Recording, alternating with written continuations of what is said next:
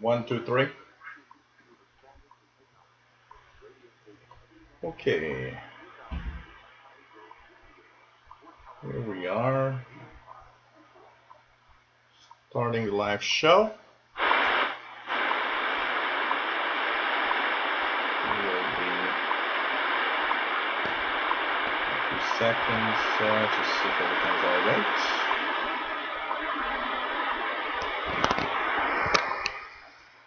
Doesn't seem too bad. Actually seems to be very nice, so pretty cool. Hey everyone, welcome to this live show. The last one before Christmas, basically. And we will be tuning around the bands today a little bit. I'm not sure if it's going to be as long as a live show as usual, but we got a lot of things to do. Tomorrow all of my family will be over, and we'll be enjoying Christmas Eve together. So here we go. So hey everyone, welcome to this Tuning the Shortwave radio bands. This is every 2 weeks on Fridays at 2000 hours UTC. And of course, we tune around and try to find all sorts of interesting signals. Hello, everyone. My name is Gilles. We are tuning from Montreal, Quebec, Canada. I don't know how it's going to be because the propagation has been rather crappy because of the geomagnetic storming we've been having for the past 2-3 days. Apparently, it's going to continue on to Christmas also. So let's hope that propagation is going to be at least decent enough to have some interesting listening. And of course, I've been playing around thanks to Nick Casarino of County Com with this little beauty. Been really having a lot of fun with this, tuning around single sideband signals, shortwave stations all around. You know what? I've actually taken this with me, and everywhere I was going shopping for all sorts of little things for the holidays, I had this in my jacket, my pocket. So if when I had a few seconds, I just take it outside and tune around. Been having a lot of fun with this GP5 SSB. Pretty cool. So basically, what's happening? Because I've had a few people also telling me, "Hey, shortwave looks crappy," and basically, we have a coronal hole on the sun that's been basically letting the solar wind really come out very strong. So it's been basically doing some geomagnetic storming around the poles, and up to a certain point, we're almost at some point we've reached the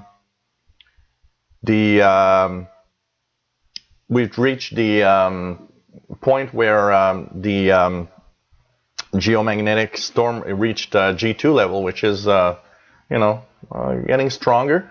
Also, we've had the K index move up to 6, I believe, on one occasion. Let's just check it out now. I'm going to check out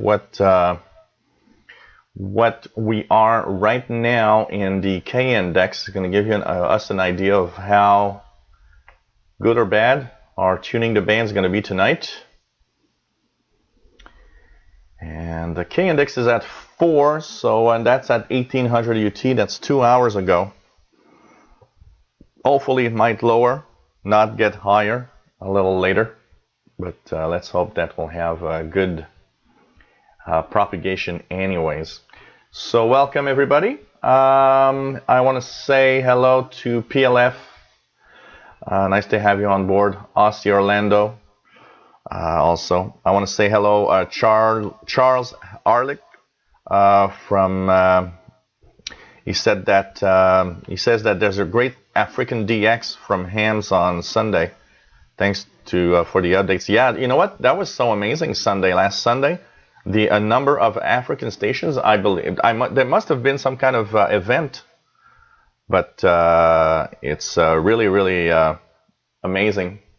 So I was amazed at all the Africans. That's for sure. It was pretty cool to listen to that. And there were a lot that I could not hear when I was looking at the DXWatch.com list. Man, there were like almost every African country had something. Pretty amazing. Hello there, Matt Name. Nice to have you on board. Hello there, online math and physics tutor. Ask Expert 1990. Hello. What don't you like about the GP5? I love the GP5. The more I use it, the more I love it. I can tell you that. Mike Bott, hello there. Driver Films apparently put out the review of County Com GP5, I would guess. So that's nice. It's fun to have different reviews. You know, we all have our strong points when we do reviews. Some people notice things differently than others.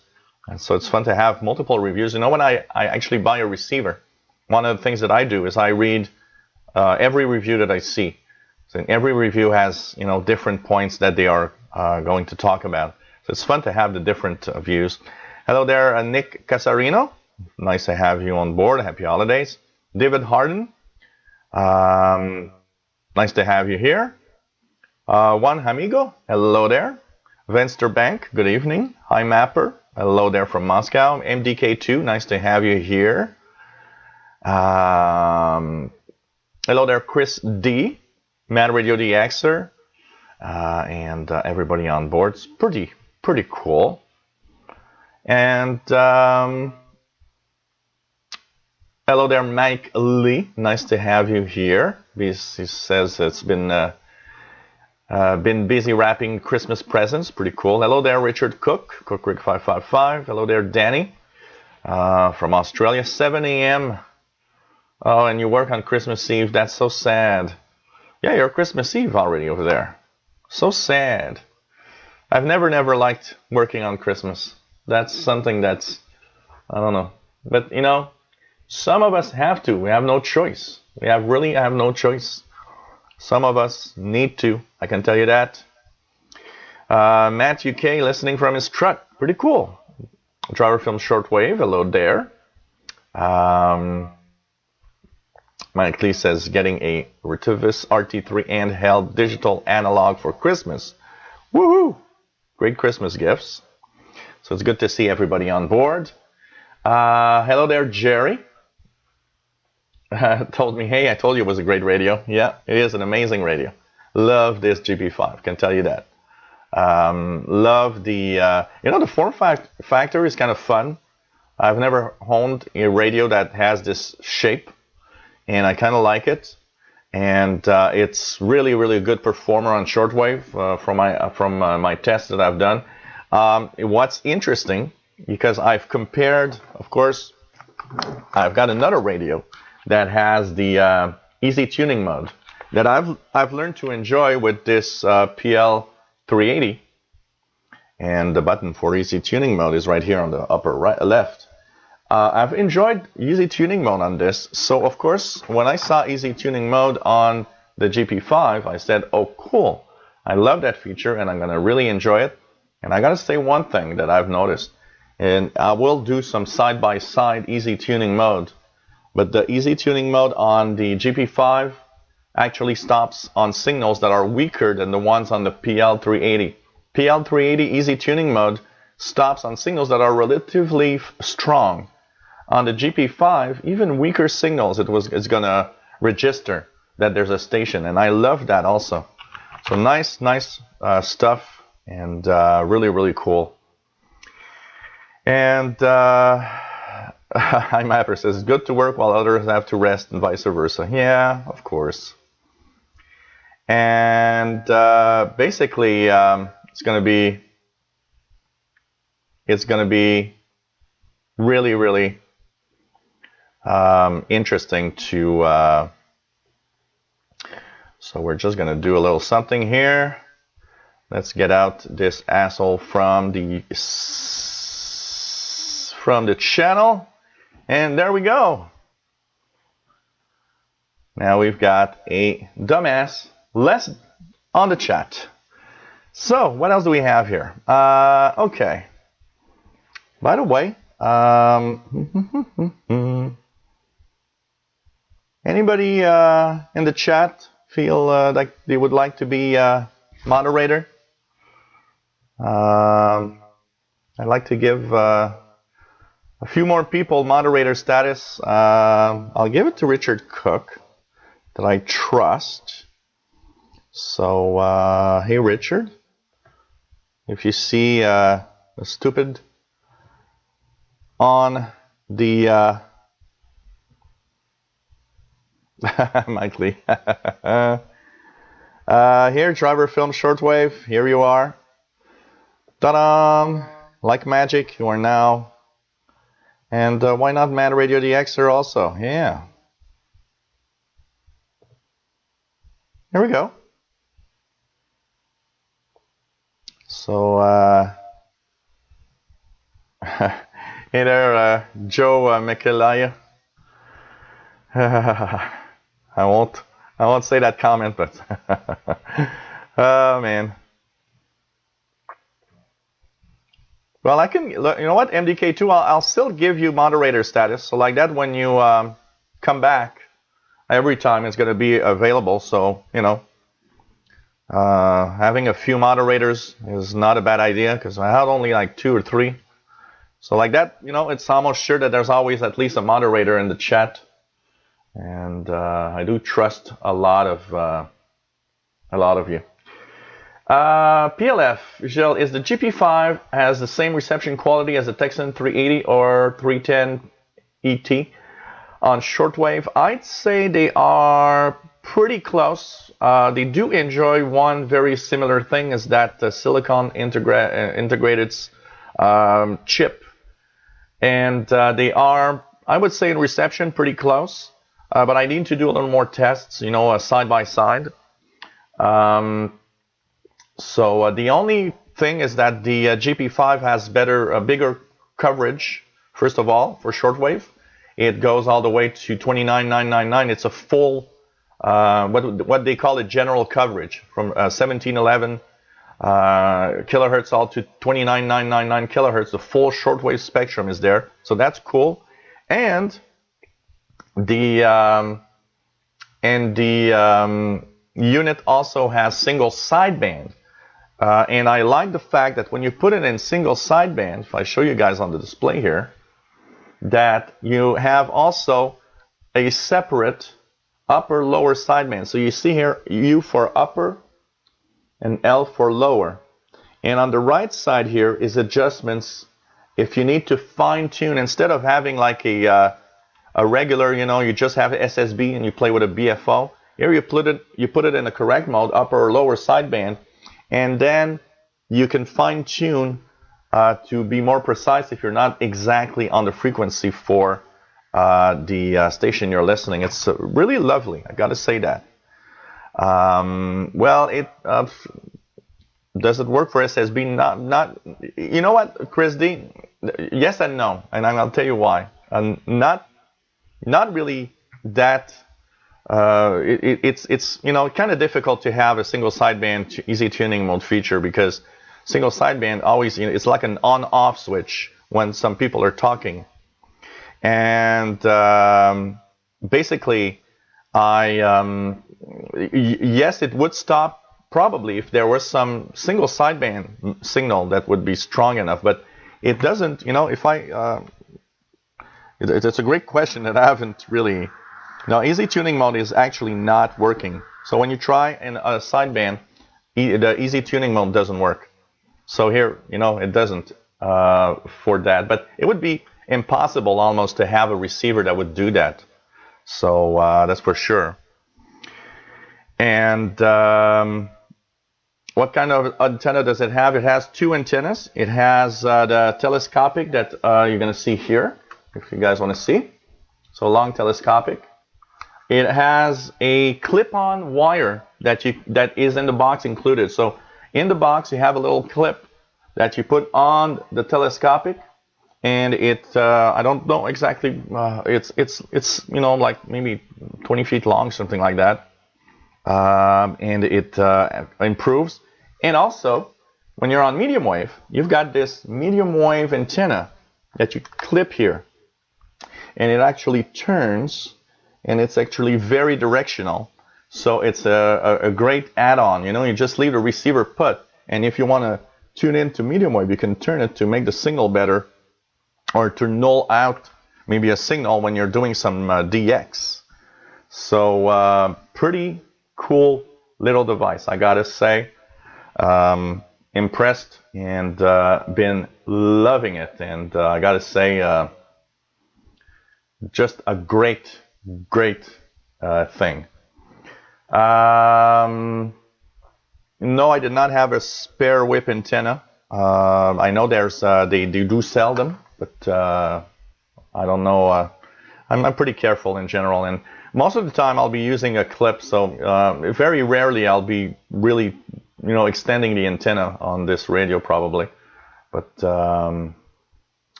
what else do we have here? Yeah, Driver Film says he's very surprised. He loves his, and one of the best radios he has. So that's pretty cool. Aussie Orlando says, well, that's impressive for a small unit. Yeah, it is. Really is. BFO adjustment is great. Yeah, there's no keypad for direct entry. And I would say that if I have one negative thing to say on this radio, I'll have two little negative things that I'll say on the radio. It would have been great to have a keypad, but that said, it has a lot of memory. It's got 550 memories in here.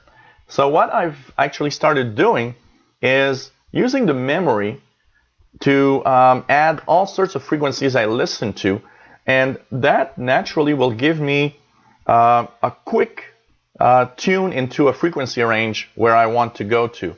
So yes, it would have been fun to have a keypad, like on the, a small keypad. But that said, by using the memory in a good way, in a innovative way, I would say, you can really bypass this quite easily, and it's actually good.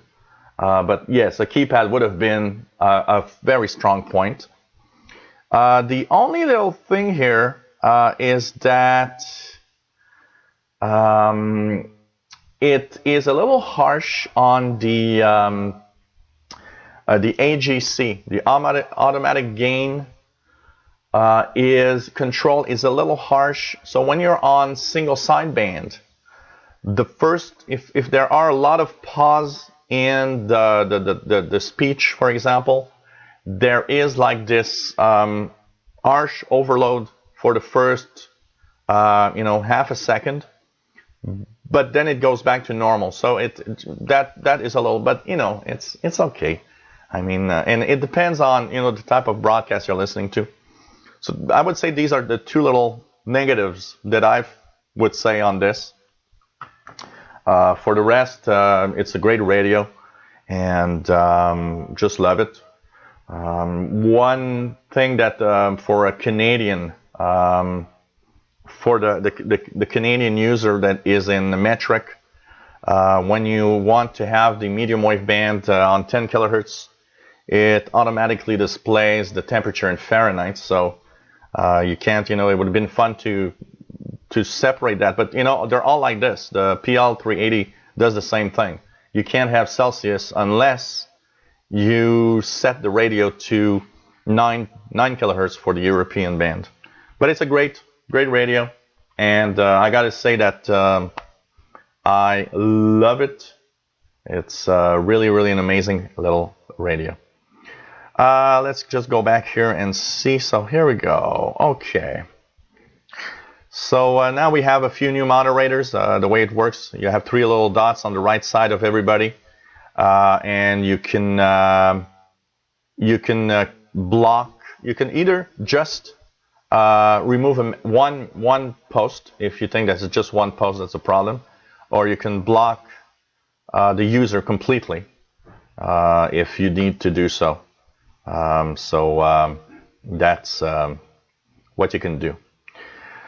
So what else do we have? Hello there, X80Xer Keegan, Northwest Arkansas. What else do we have here? Hello there, Martin Herrera. From Mexico, Frontera, Mexico. Pretty cool. What else do we have? Hello there, Ariana Garcia. And what do we have? Online Maths and Physics Tutor says Sony ICF 2002. had a tiny thumb wheel for BFO adjustment that was very difficult to tune, finally through the intelligible SSB. Yeah, this one is easy to tune through a single sideband. Really, really easy, and I love that. Hello there, Mike Lee asks, what's the price? They're not very expensive. Let me just check out. Let's check out. I think Amazon has it. Amazon.com, if I'm not mistaken, or we'll check on eBay also. You can buy it directly from CountyCom, I believe, also countycom.com. But if I look at a GP5 SSB,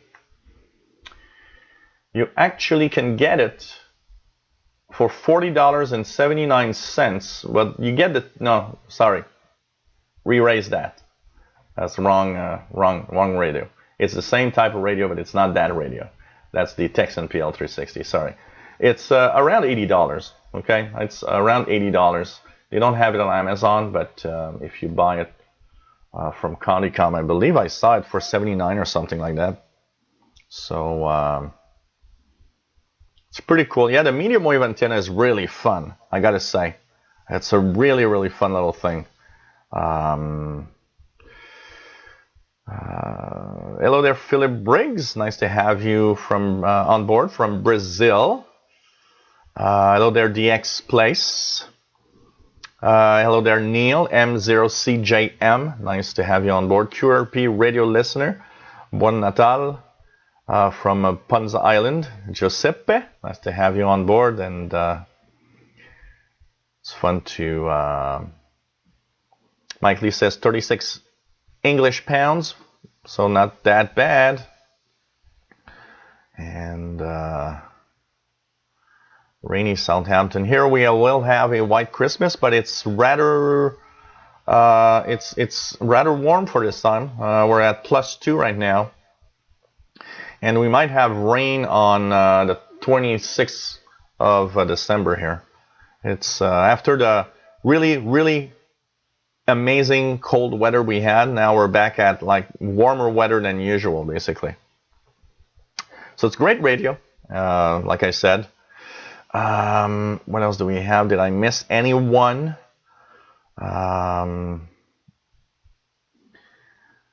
What else do we have? Yes, unusual shape. But you know what? It fits nicely in any pocket, and it's a cool little radio. Gotta say, if you guys, anybody that was thinking of buying one of those, please do. You won't regret it. You'll love this little radio. I can tell you that. Amazing performance.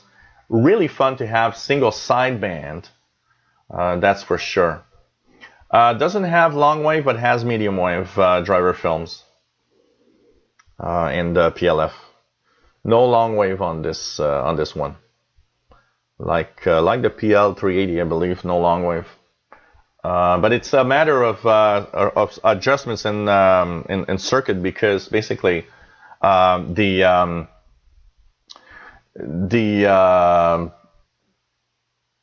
chip inside it could do Longwave.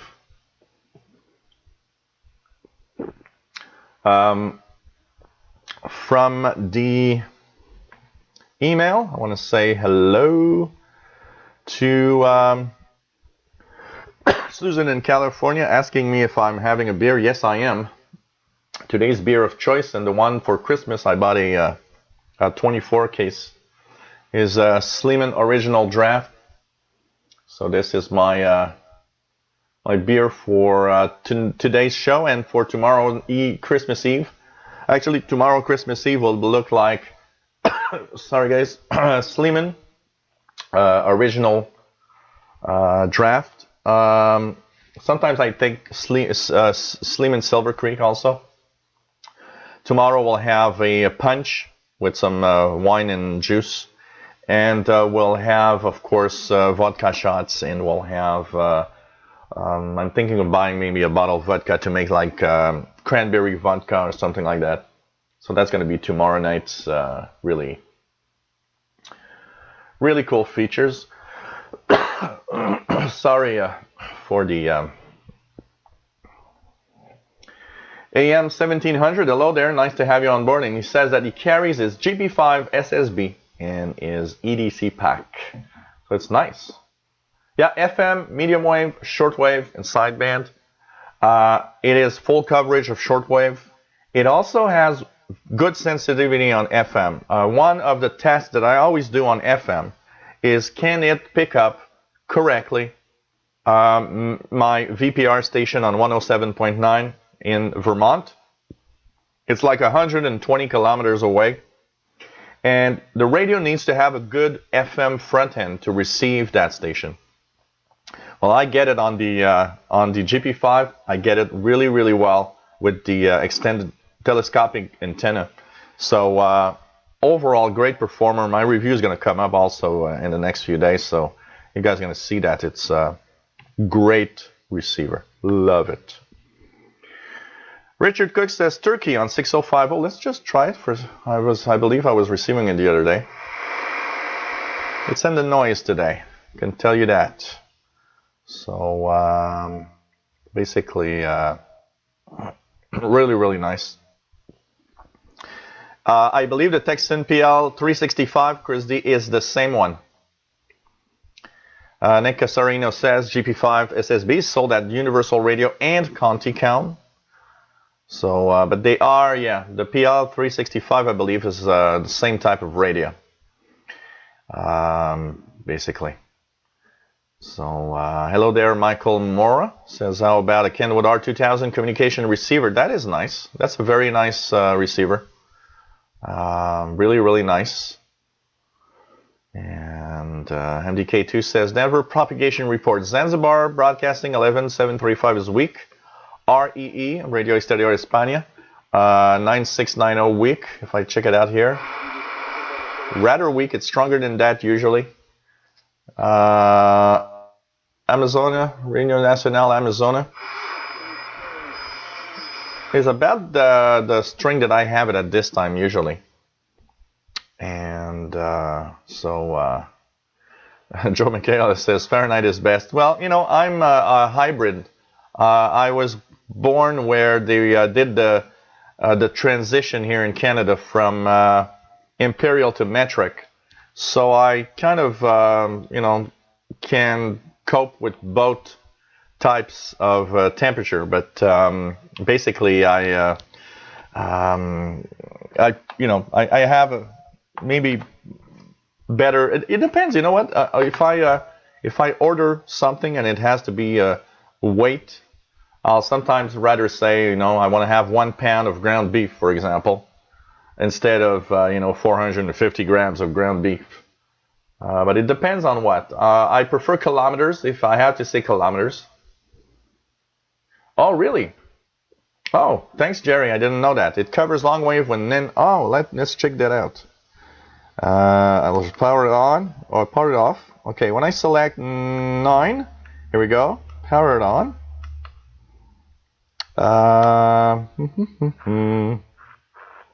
Okay.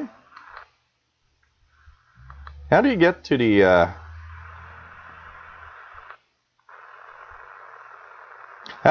the long wave band when it's on 9 kilohertz now? I'm wondering.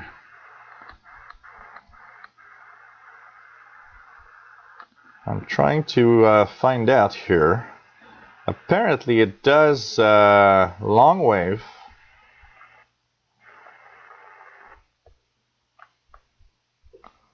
Okay. Huh. What else do we have here? FM. Well, I don't know. I'll check it out anyways. I've not been able to go to long wave, but we'll try it out. What else do we have here? Yeah, GP5 and PL 365 are the same radio. Technically, they're both made by Texan, basically. But the GP5 version is the one that is through Conticom, the US retailer. And yeah, it has long wave when you're at 9 kilohertz. That's what I didn't check out. So it has long wave effectively. I just didn't know that you had to put it in 9 kilohertz to have the Longwave band. So I'll check that out also. Niredun Mazari, nice to have you. Bonjour et joyeuse fête à vous aussi. Nice to have you on board. Mindogas N, Canicom, is, yeah, you know.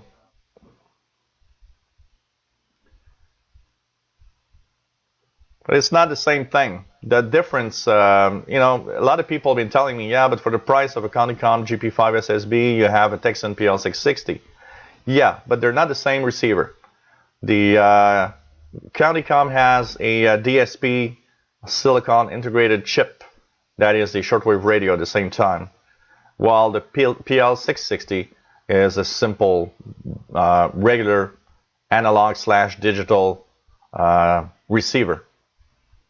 So thanks for letting me know.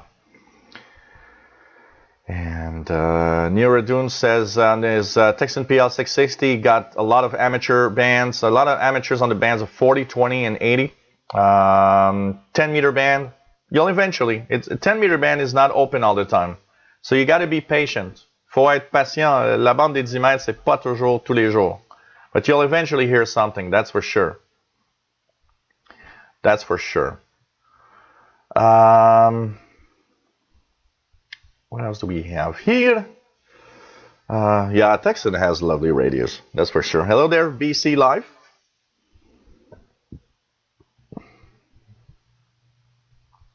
Nice to have you on board. And what else do we have here? Okay. Romanian 6030. What else do we have? Okay, so what else do we have? We're going to continue on and check it out. We'll start tuning a little bit the shortwave bands. Not, you know, I don't expect to tune in a lot of the shortwave bands today, but we will, you know, and we'll talk about radios. And any of you guys, by the way, are gonna get a radio for Christmas? Brent Wilson, hello there. Using alkaline rechargeable. Right now I have alkaline, but I am going to put rechargeables, and rechargeables can be charged. You just plug in this USB cable here to any 5 volts, either to your computer or you know, you can use your iPhone's adapter if you want, and it will recharge the rechargeable batteries inside the radio. So you can use, I will be using rechargeables, and that's going to be fun. David Arden is hoping for an ICF 7600 for Christmas. That's a nice radio. I'm sure if Santa brings you that, you're going to be happy. Tora, nice to have you on board. Says, I was hoping to spot Jill in a Santa suit for this week's broadcast. Yeah, well, Santa might make it, but it will be on in between Christmas and New Year on Wednesday. By the way, just to keep you guys up to date on when the next shows are. So no shows tomorrow, no shows Saturday the 31st, because I will be in a holiday mood with friends and family. But we will have a special Christmas show on Wednesday, December 28th at 2100 hours UTC. So put that on your calendar. That will be the next show, and then we'll come back to a regular schedule with the return of January for the Friday, Saturday shows. So I think it's going to be cool. MDK2 is likely to get an SDR Play RSP2. That is nice. Hello there, Calvin. Nice to have you on board. What else do we have? Driver Films Shortwave is giving himself an amateur radio for Christmas. We're well in the New Year sales anyway. Evan McRoberts, nice to have you here. He's going to get a Texan PL660 for Christmas. Let's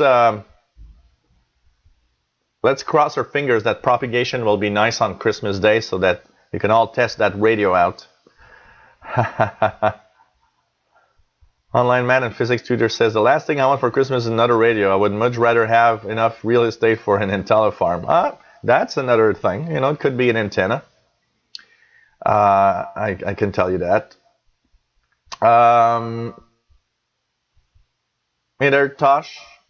Cool. Nice to have you on board. No, I am not a ham radio operator. Eventually I should, but for now I'm not a ham radio operator, no. Chris Little would like a new ICOM 7300 for Christmas. Ho ho. Hi, Mapper. Yeah, December 28th, next week, Wednesday, December 28th, at 2100 hours Universal Time, we will be on live on the shortwave bands, and we'll be, of course, talking about radio, and Santa might appear. We'll never know. And so this is going to be cool.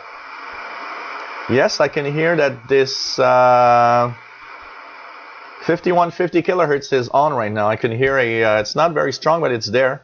So the relay pirate 5150 kilohertz is on right now in the Northeast. It's having some programs or some sort. It's not my voice, so I don't think it's me. But 5150, if you are in the Northeast, North America, pirate station relay is there. So kind of interesting. So hello there, Yash Dhruv, 205 in India. Wow, that's late. Philip Briggs says, not HO, my Christmas gift to myself is a Whistler TX1 when I visit North America and Europe in the New Year's. Daniel DMR and APCO 25 coverage. Cool. That's nice. Brent Wilson, enjoying the experience. Is it safe to leave nickel metal hydride rechargeables and a radio indefinitely? I know it is bad idea for alkalines. Yeah, it's a bad idea for alkalines because the problem with most alkaline batteries is that the metal casing is part of the battery chemistry.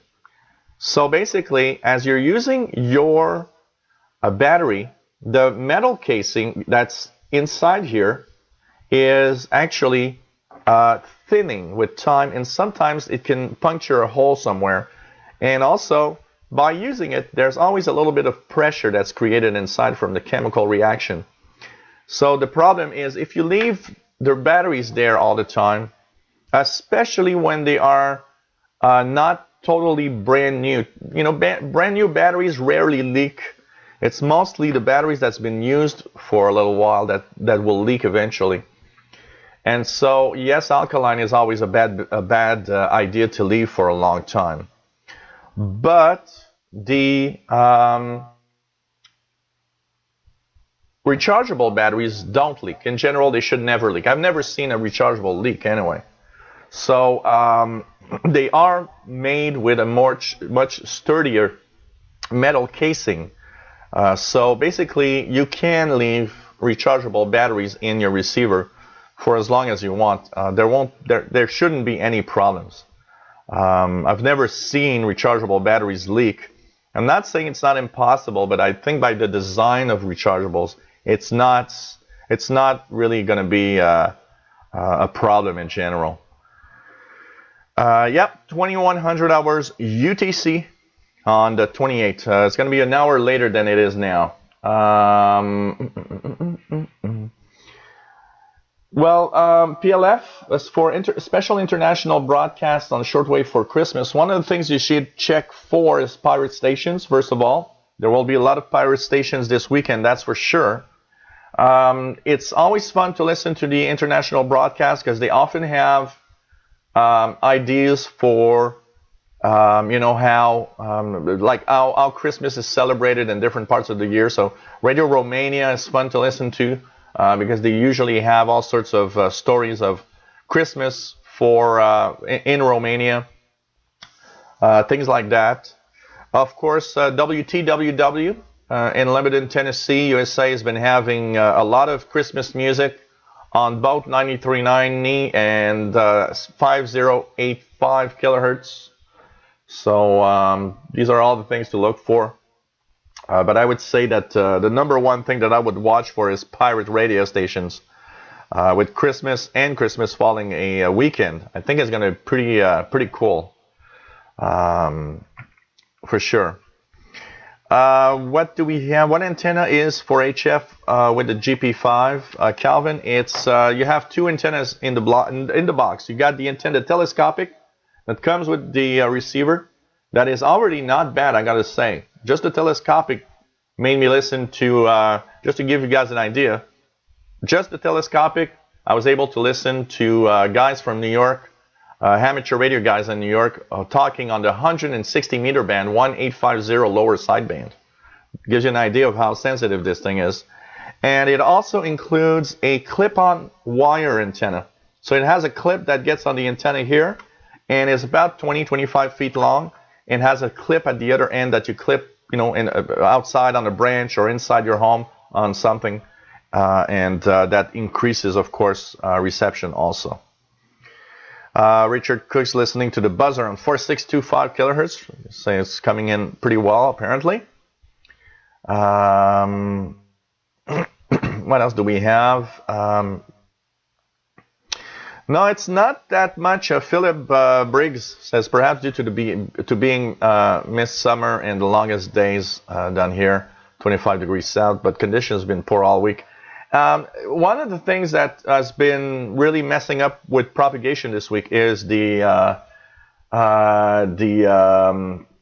geomagnetic storming. There was a lot of, because of the coronal hole in the sun's atmosphere, there's a lot of solar wind escaping, and it's actually making the geomagnetic field unstable here on Earth. So we've had up to G2 geomagnetic storming this week. And lots of reports of auroras or northern lights across most Scandinavian countries. I've even seen a few pictures from from Kuujjuaq in Nunavut, just north of the province of Quebec here. A lot of pictures of a few people posting aurora borealis that were pretty strong many days this week. So basically. That's going to be interesting.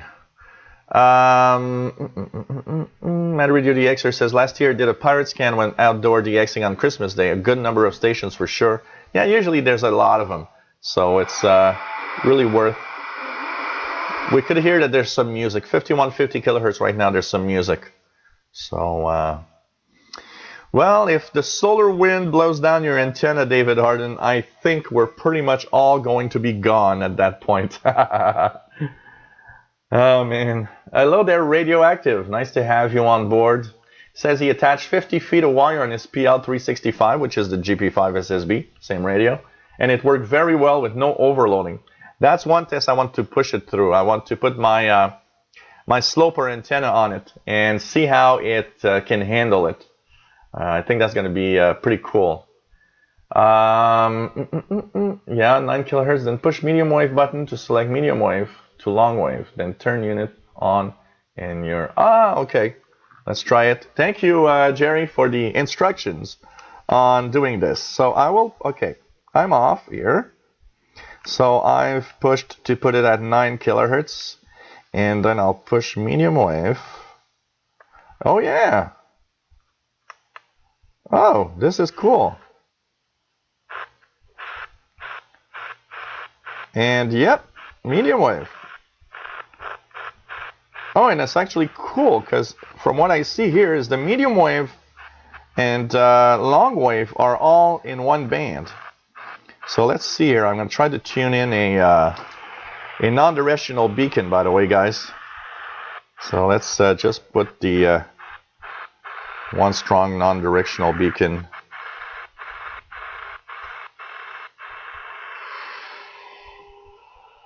Here we got. I've got it.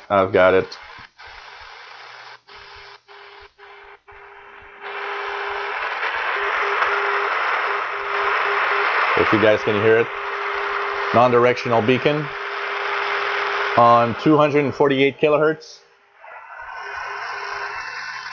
on the GP5 in Longwave.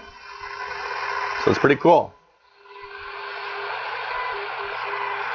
And you see I can turn it, I can nil it out no more.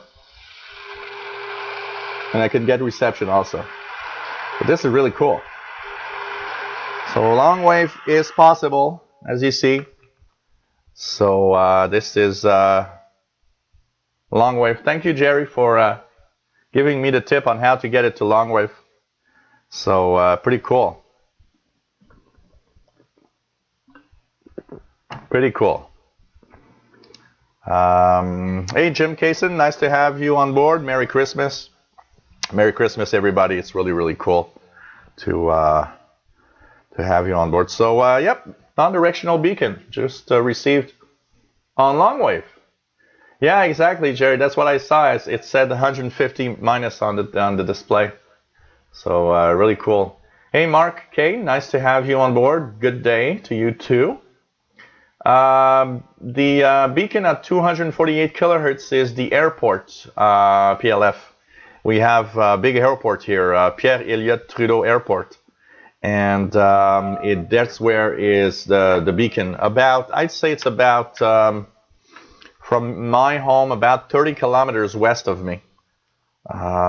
It's one of the few beacons from the airport over there, non-directional beacons.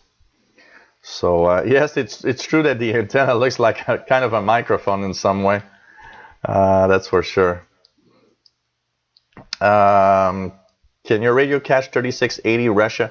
I've never heard Russia on 3680. Mindogas N. What's on 3680 from Russia exactly? Thank you, Jerry. So radioactive, radioactive just found out he's got Longwave on his PL365. But you should hear some non-directional beacons probably if you don't have too much. So pretty cool.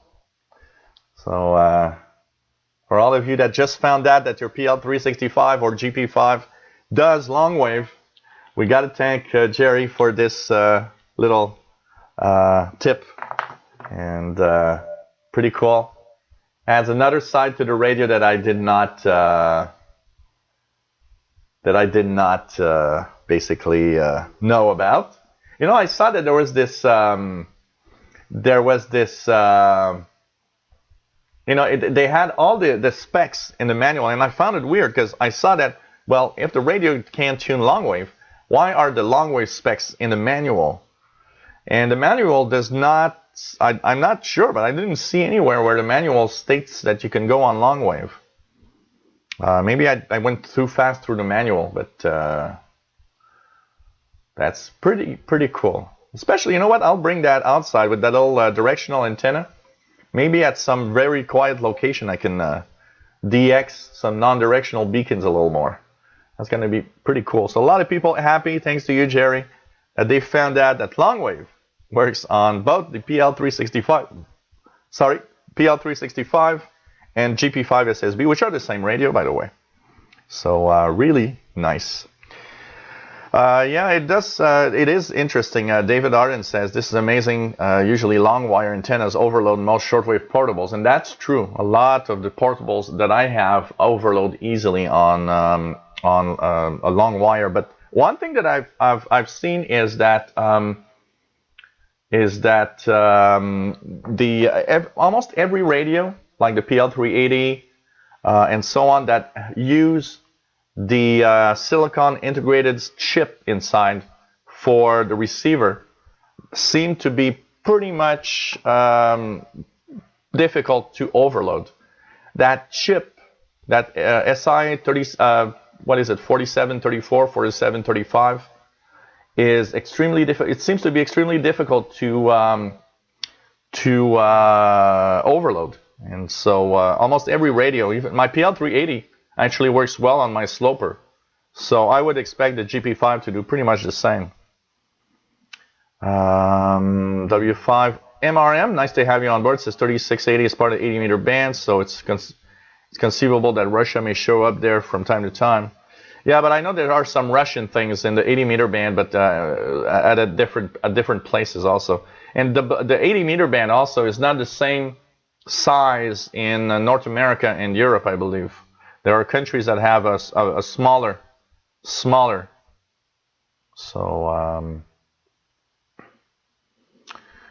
well, yeah, my PL 600 doesn't has Longwave without. I just have to click and I get Longwave without doing anything. It's just that this one is a little. More. You got to know, you know, and. Hey Gort 400, nice to have you here. I received an email from Radio Mi Amigo about their Christmas broadcast, December 25 and 26th. I don't have a shortwave, but we'll try to listen on the SDR in the Netherlands. Yes, I believe there's special broadcasts from Radio Mi Amigo, December 25, 26. That's also something. Can this radio receive air traffic control conversation? Not from the air band, if you mean the air traffic control air band in the VHF bands.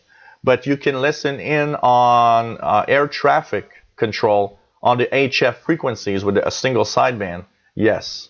I can hear, I heard was the day before yesterday.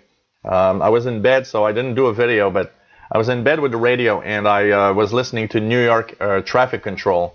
I think it was on 5616 or something like that, upper sideband. So pretty nice. The PL660, it depends on the one you'll have, even McRoberts. On the PL660, some people have about 1 kilohertz off. Some people don't. It depends on the one you have. It's like on my PL380, my PL680. It has, it was okay at first, and for some reason it then had about 2 kilohertz off. But, you know, if you can just forget about the fact that the, if you just forget about the fact that the frequency is a little bit off, you'll enjoy your PL660. It still works great. Nick Casarino says the AJC has an auto mode that attenuates, protects the front end from overload. So it's pretty cool. That's why it easily gets a long wire without any problems. FO Welsh, greetings. Nice to have you here. Pretty interesting. Yeah, maybe Mad Radio DXer. You know, since we have that new 940 kilohertz station on medium wave here, I've been having second, third, and fourth harmonic go through the different frequency ranges. The first one is on the 160 meter band. I get another one around, I get one close to the 80 meter band. And I could tell you one thing, I haven't had that in such a long time. So, and you know what? Mad Radio DXers, there's the 1 kilohertz on off, something fairly common on the Chinese radios. And one of the things that, you know, it's because some people wanted a replacement. But if you look at the specification of the radio, it tells you that, you know, a 1 kilohertz plus or minus on the frequency is within the specifications, you know, that they are allowed to be into. So, and you know, we gotta not forget one thing also, is that it is amazing how we get such precise frequency readout for radios that are such inexpensive radios also. And by the way, for those that love flashlights, I've got nice little flashlights. Just going to show you guys a little bit here. And especially one that's amazing, the UCO here. These are all available from CountyCom. And this is amazing. I mean, this thing is really cool, very, very bright. It's adjustable, so you can dim it and put it the brightness you want. It can flash What's also cool is that when you actually put this here, you now got a really, really strong flashlight. And what's even cooler is that also it has USB that you can actually charge a phone with. So you can charge the lamp, of course. One side is the regular USB, the other side is a micro USB right here. And you can charge the battery in here. And it's an amazing little lamp. There's also a few more that are really, really nice. This one with a C battery. I'm trying to remember the name. It has a name. Very bright. These are all very bright. Nice little, very sturdy, by the way. Metal encasing, very sturdy, made for the rough times, I can tell you that. So you got these nice little things. What's cool, they all have this little ring of fluorescence. So when you turn them on, there's one here at an angle also. These are all really, really nice little flashlights. I'm a sucker for flashlights, so I buy flashlights all the time. But this one that you can just put here, and it has an angle and everything. And like I said, once it's done, you should see the green fluorescence now. So easy to find in the dark. You just look at, try to find a green fluorescence somewhere, and very easy to find in the dark. So these are all LED flashlights available from countycom.com, and I really, really am amazed at these little flashlights. I really love these little things. Really, really cool. And yeah, that's also, like Nick says, Nick Casarino, the C-Cell one has 3 modes. Turn it is off and on very fast, and it will go through the modes. So, basically if I just... So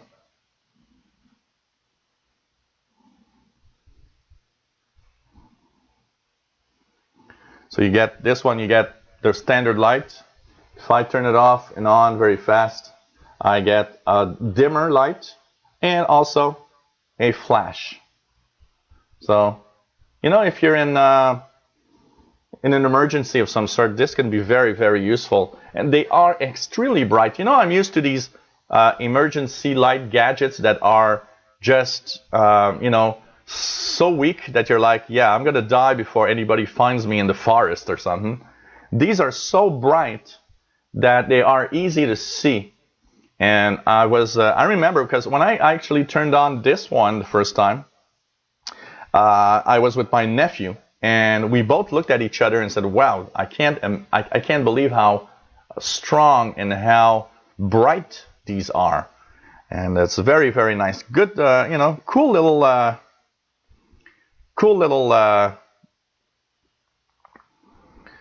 flashlights, I can tell you that.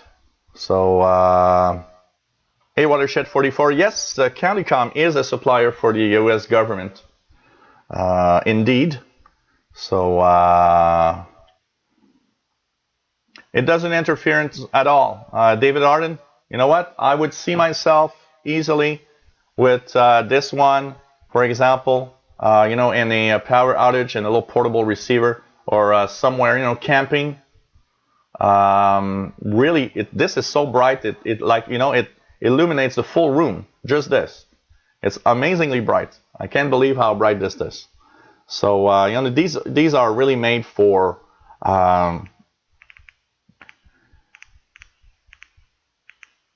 emergency situations and everything. They are really, really cool. I got to say that I love these little things. I'm a sucker for these things, and I got to say these are amazing. Some of the most amazing ones that I've seen. So, pretty nice. Hey, Danny and Shortwave, and Radio DX, greetings. Hello there from Yonkers, New York. Nice to have you on board. Big Bench Hanton, 555 upper sideband, listening. So pretty interesting. Nick says that they were made as temporary landing strip lights. Wow, they are very bright. So it's easy to see from afar. I can tell you that. Amazing little things. I can tell you. Hello there, The Truth Hurts says, send some cold weather down to Houston, Texas for Christmas. Unfortunately, we barely have enough heat to keep the snow on the ground right now. We actually have some snow that did melt, and but at least, yeah, that's what I did, Jerry. I pressed the button, and I did show that the dimming. It's hard because the camera adjusts, so it didn't show that it was dimming, and it can also flash. So pretty amazing. So. Well, that's pretty much it. Radioactive says, since Texan makes the radio for CountyCon, that means Texan makes radios for the U.S. Well, you know, pretty much everything is made in China right now. I have no choice, you know. Really nice. Jerry says, hearing lots of Longwave beacons on the GP5 SSB. And, oh, by the way, one thing that I found also quite interesting, most receivers, portable receivers that have single sideband, a lot of them don't work on the sideband on medium wave. Well, on the GP5, sideband works even on medium wave, so it's cool for that also. So really nice. So you know, if that radio would be made in the United States, it costs $399 to get.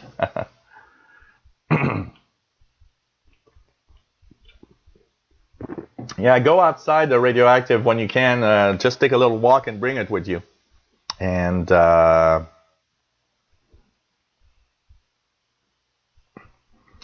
so hello there, Radiolite. Nice to have you on board. Nice to have you on board. Yeah, PT dot Papa Tango is Portugal. So really nice. Really nice. And like I said, these are zero noise. You can listen to shortwave with those flashlights.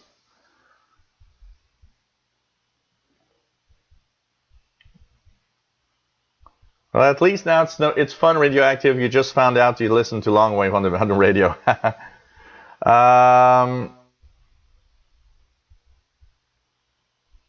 No watershed. They are all exactly on the frequency.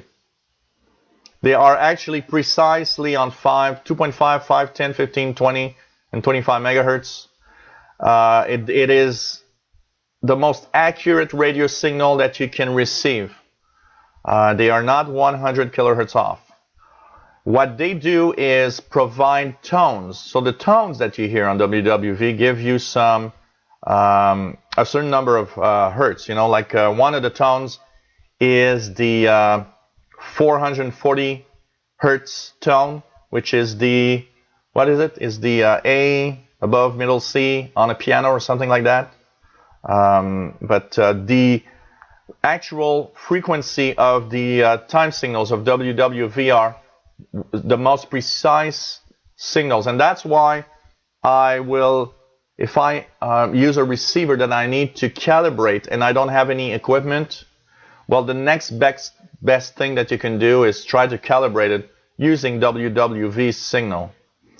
And it works well. Most time signal stations are extremely precise because they use the same atomic clock for the time to actually control the transmitter. So they are extremely precise. So yeah, like David says, WWV is all time, all the time. So take care, Tora Tora Tora. It was nice to have you on board, and Merry Christmas, I can tell you that. Radioactive says he just got into JT65. Was listening to Japan, South America on 40 meters last night. You know, JT65 is amazing mode for that. Receiving from far away, because it, you know, I mean, if you've noticed Radioactive, sometimes you almost hear nothing.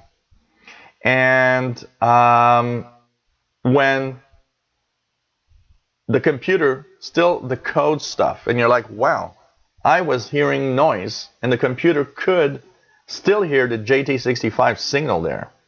So it's pretty amazing. Pretty amazing.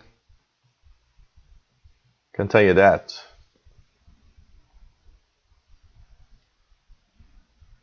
Can tell you that. Yep, like David says, going portable is, of course, the best way. The best way.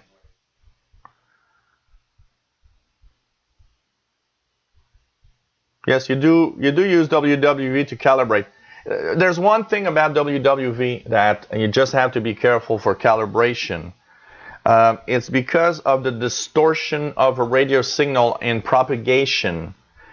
It is possible that you can get the frequency slightly off in some specific conditions when you're listening to a shortwave signal. So yes, there's possible distortion that makes the frequency not exactly precise sometimes on WWV. But for what it is, I've used WWV a gazillion times to tune my Kenwood R5000 that I had before, and it is great. It's the perfect station to yeah, you know, sometimes some people just say things, and it's I gonna say. So well, there's no single sideband transmissions on medium wave MDK2, but what at least is interesting is that sometimes you can use single sideband in order to receive, say for example, I hear a European station. I did that a lot in the late 80s. I would hear that station from Norway. I think it was like 1421 or 1431 kilohertz or something like that. And it was close to another stronger station. So basically, I would tune upper sideband on the European one. And because I tune upper sideband, it would remove a lot of the interference from the 1320 kilohertz frequency that is propagating here. So I think it's going to be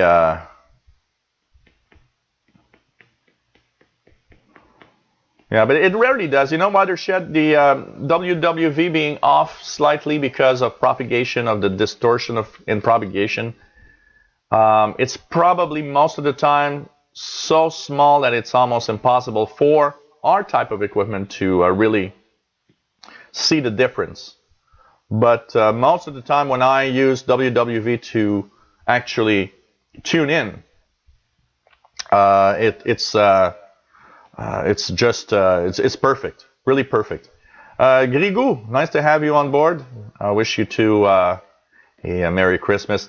It doesn't look like it's going to be very cold. Plus 2 degrees right now. That's about 34, 35 Fahrenheit. Plus 3 tomorrow with a little bit of snow. So 35, 36 Fahrenheit tomorrow. And maybe some rain on the 26th.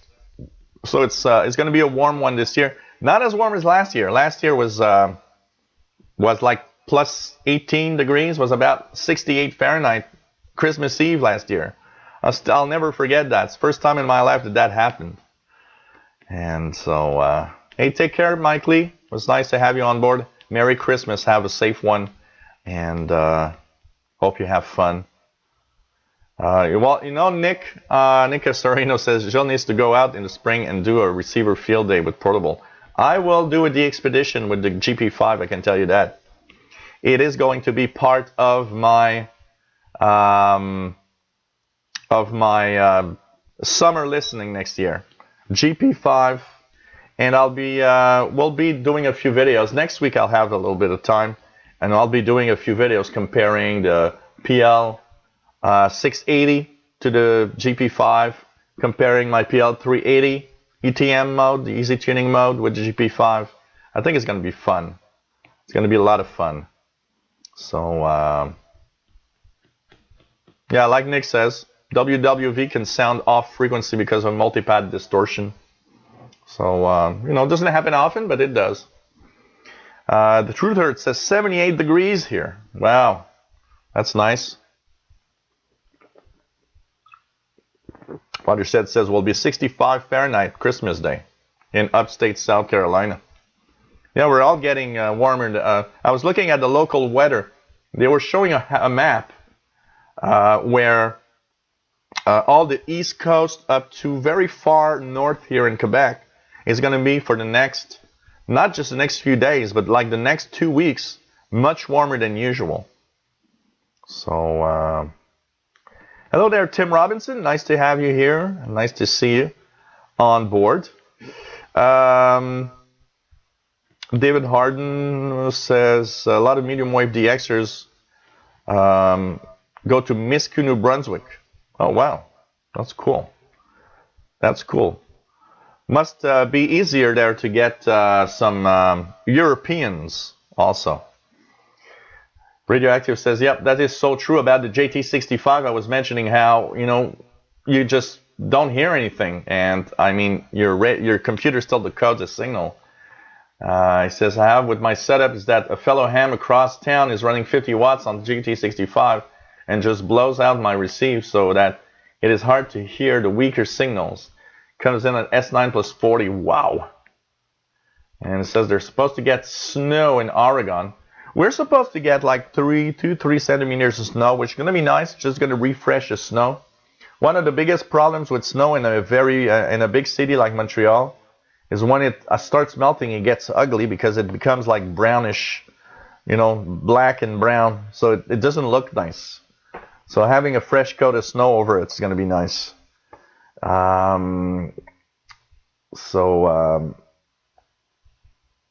Jerry says got a DXer on 160 kilohertz lower sideband. Wow.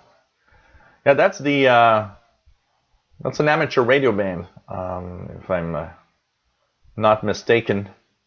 There, 160 kilohertz. I got too much noise below,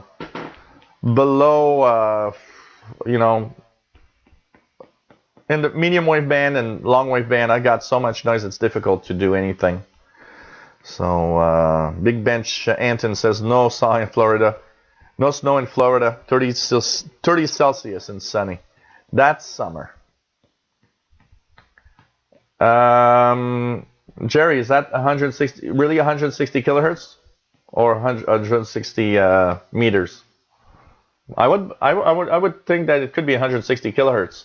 I believe that's part of the, what is it, the 2,200 meter band.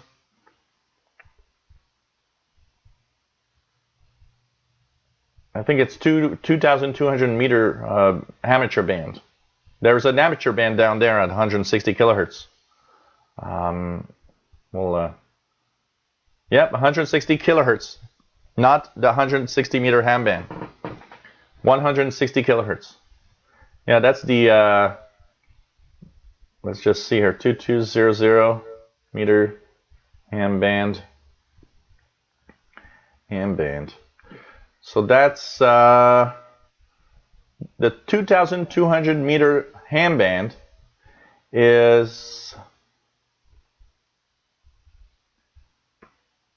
well, apparently it's, well, that's interesting, 160, because it is 135 to 137.8 and 130 to 148.5. So, should not be 160. Let's see here. Oh, 1980. Okay, 1998. The FCC rejected the RRL for I've been that 130. Okay, but I do believe there are some stuff. I know that around 190 kilohertz, there's also unlicensed. If you guys want to do some unlicensed broadcast, there's a possibility of doing some unlicensed transmitting on 190 kilohertz also. Maybe that's it, 160, 190 kilohertz, something like that. So there's also a lot of things around there. United States. It says here in the United States, allocation. Petition was for allocation on 135 to 137.8 and 160 to 190 kilohertz.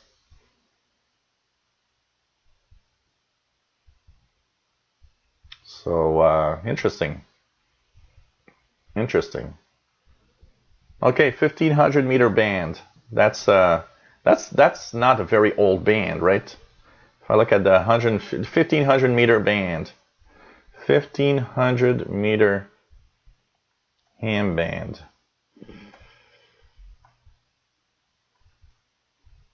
That's interesting. Let me check that out. Huh. Allocation, frequency allocation.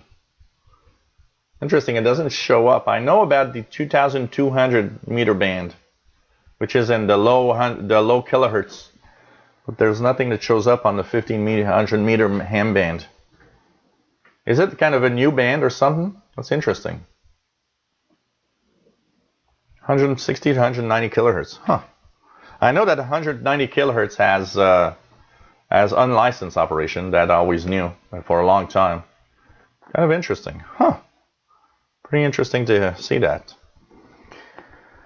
Pretty interesting to see that. What else do we have here? Well,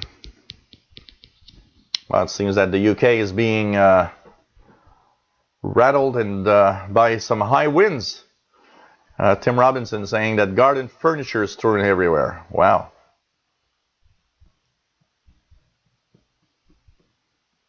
Hey there, Rob Wagner. Nice to have you on board. Christmas Day will be 36 Celsius in Mount Evelyn. Wow. That's summertime.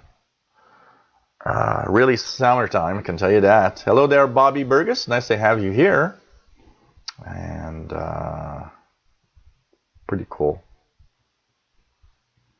Well, big band chanting. I think all bands need to. I think amateur bands. It's nice that they have a license requirement. It removes the people that are too dumb to use amateur or equipment correctly from these bands. I think just to get the fact that you need to get an amateur license kind of proves that you're a little more serious than the average person. So that's why I think, yes, it is something to that is okay, that there's a requirement for amateur bands. So pretty cool. Pretty cool.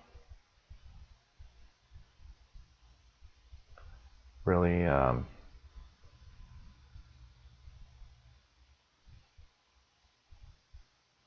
really nice. So I think it's okay that there's some like I said, there's some licensing. It's just that, yeah, already with licensing there are some idiots on the AM band. So imagine with no licensing. Yeah, I just saw that, Nick. That's why I had a little pause. The project and the sneak previews photos for next year. That looks quite cool, actually. I've been quite all right, Bobby. Really, really nice. Preparing, and I'm in the kind of a stress mode day today and yesterday because I had to go and buy a lot of food for my party tomorrow night, Christmas Eve, and basically it's mostly that. So I've got pretty much everything. So tomorrow is going to be like just preparing the food. I'm going to have some traditional Quebec food, also some all sorts of little things to eat here and there. So and of course probably a lot of alcohol. We're going to be like 10 or 12 here finally for Christmas Eve, which is a lot of people for the apartment, but it's going to be fun. So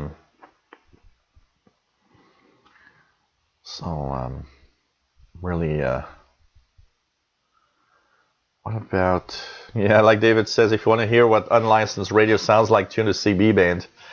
Yeah, that's a little bit, that's kind of true, If you look at the CB band from the early days, I mean, well, I just saw the email, Jerry. I didn't know that there was such a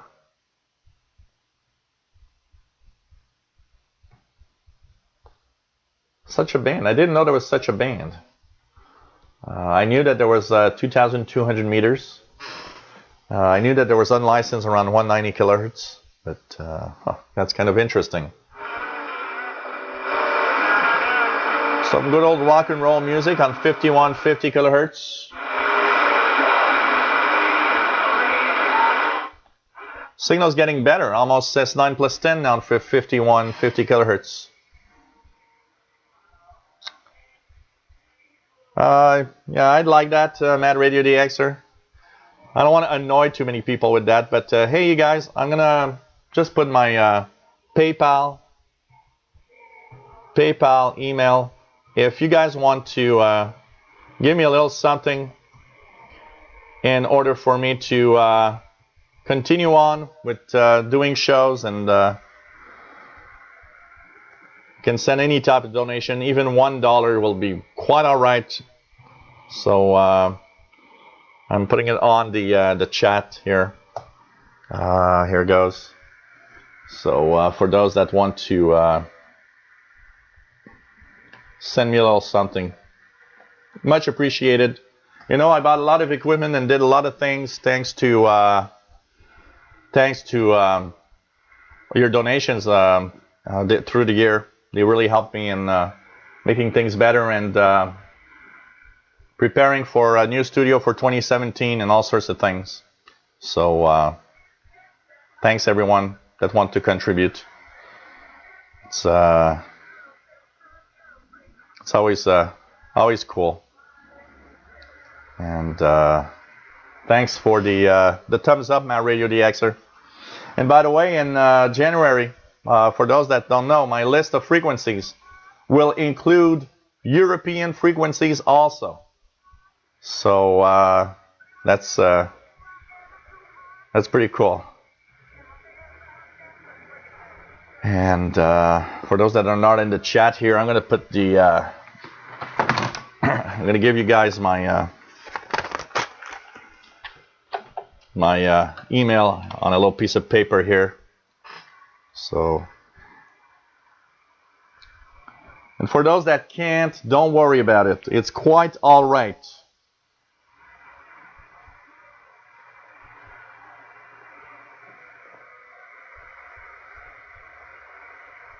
Quite all right. And so here's the I'm going to show it quickly here on the camera for those that are not on the chat rooms. This is the Yahoo email address if you wish to make a little donation here. glitourneau@yahoo.com is it's appreciated. Thanks for everybody that have donated through the year also. And once again, you know, I know a lot of you can't, and that's quite all right.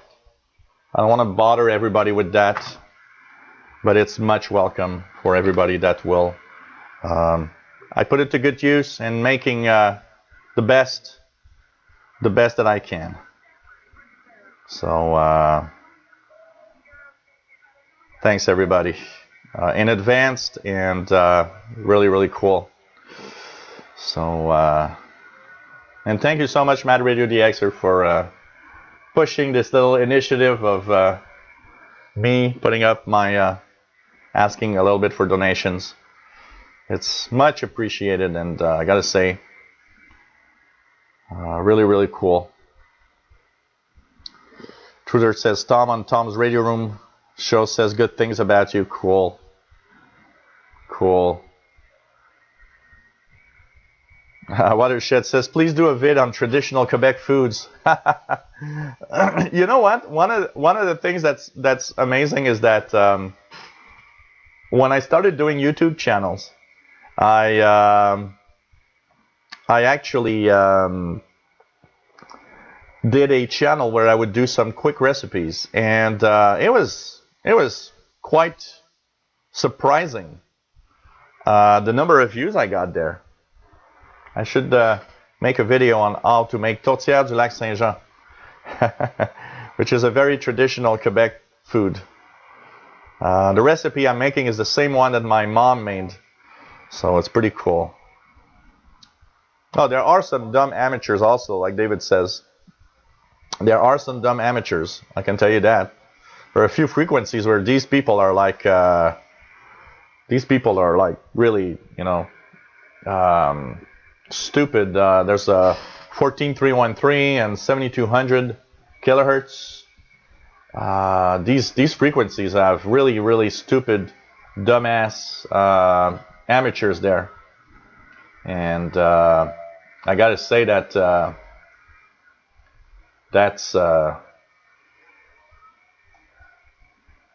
that's sad because, you know, it's such a nice, you know, one is one is I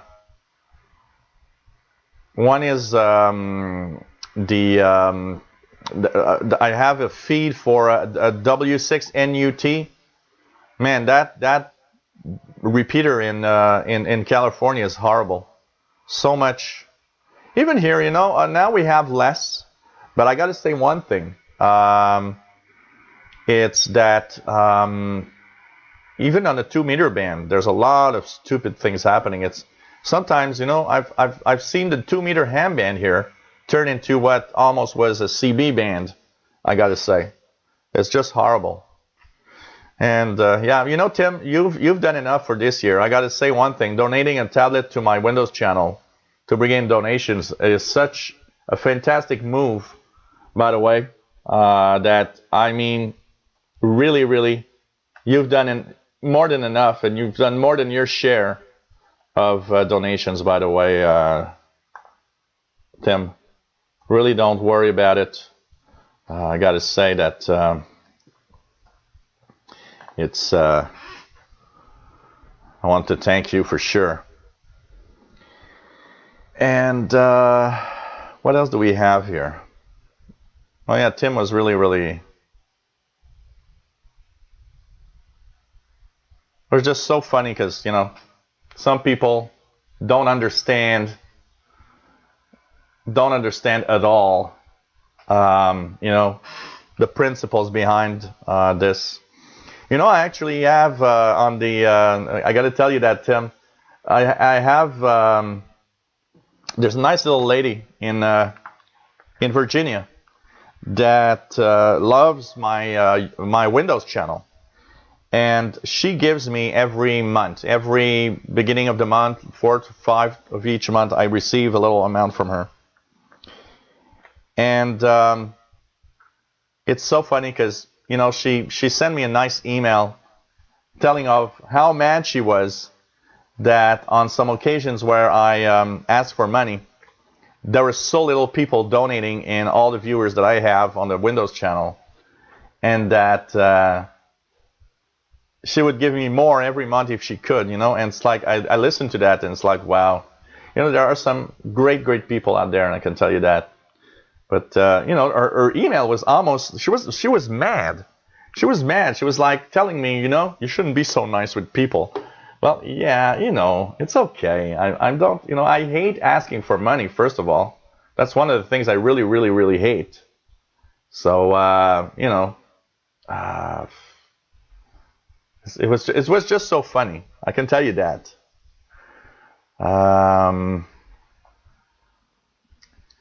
Yeah, my last name is a very typical French-Canadian name. It's Les Tourneaux. So it's a little difficult to pronounce. But my full name, when you pronounce my full name, Gilles Les Tourneaux. That's how you have to say it. But I do understand that my last name is a very difficult one for anyone that doesn't speak French. I can tell you that. I can tell you that. And oh, by the way, Susan's asking, do I have to do donation in Canadian money? No. Through PayPal, you can do it in whatever currency you want. I've received donation from some Swedish kronas and some, you know, all sorts of different. Because in PayPal, it doesn't matter. I just change it into my currency, and that's it. The only thing that I keep in US dollar in donations usually is the when I get US dollars directly, because the US dollars directly, what's nice with that is that it actually, you know, when I buy on eBay, a lot of the eBay stuff is in US dollars. So at least what's cool is that it gives me the opportunity to buy with the US dollar, because the Canadian dollar is really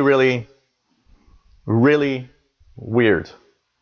It's going down all the time. So I can tell you one thing: it's just so crazy how the money the conversion is bad. So, you know, if you buy a $50 US thing with Canadian dollars, it's going to cost you $75.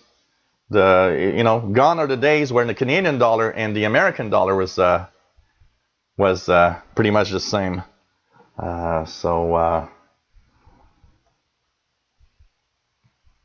Thank you all, by the way. I see here the little peeps coming on my phone telling me that people have donated. You guys are really, really,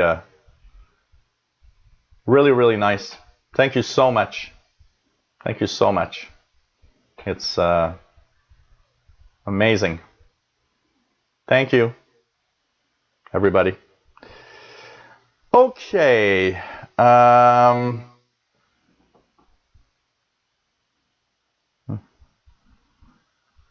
Yeah, no, it's not. There's no equivalency to Gilles for English. I can tell you that.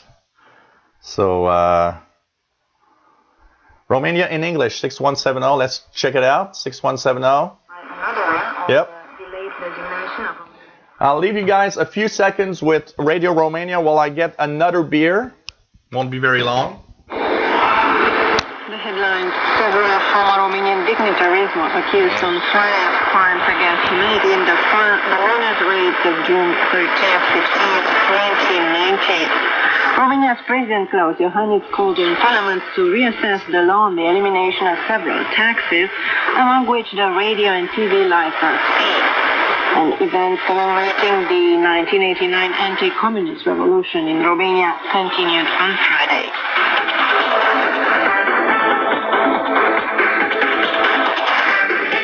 Several former Romanian dignitaries, among whom the former President Ion Iliescu, the former Prime Minister Petre Raran, and the former head of the Romanian Intelligence Service, Virgil Magureanu, on Friday were accused of crimes against humanity in the file The Miners' Raids of June 13th, 15th, 1990.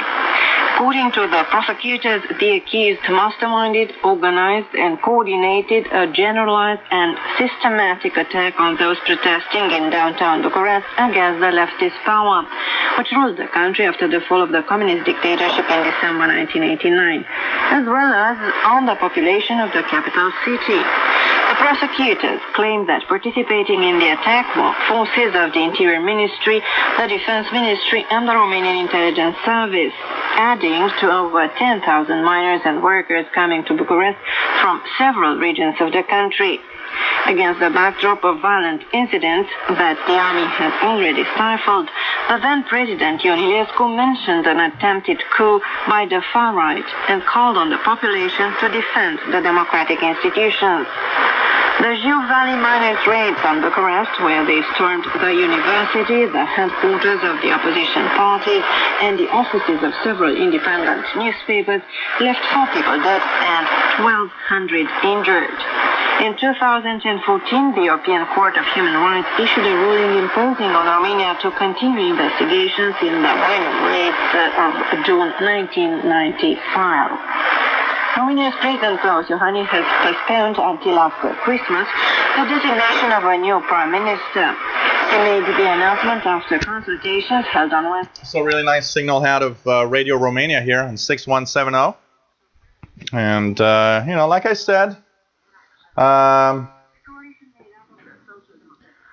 I said, there's no problem there if you can donate. Don't worry about it. Really don't worry about it. Well, you don't have to go that far. David Arden says in 1965, when we went to Canada, the Canadian dollar was worth more than US dollar. Here, 5 years ago, Canadian dollar was worth more than US dollar also. Here it all goes with oil. When oil starts getting more expensive, the Canadian dollar will also. Canada is a big exporter of oil and of all sorts of metals and minerals. So when all the metals go up, the minerals go up, and the oil go up, the Canadian dollar goes up. When all of that falls, Canadian dollar goes down also. So it's pretty amazing. Oh, you guys are nice. Thank you so much. I'm shy now. So,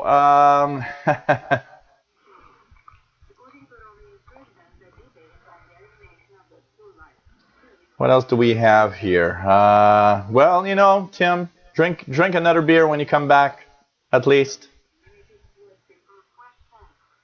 And what else do we have here? iMapper, copy in Moscow, 54444. Simple code for those that wonder. So thank you so much. It's really, really appreciated, everybody. I mean, I'm almost shy now. Hello there, Ray. Nice to have you on board, my friend Ray, in Nova Scotia, Canada. Hope you are well. And thank you so much.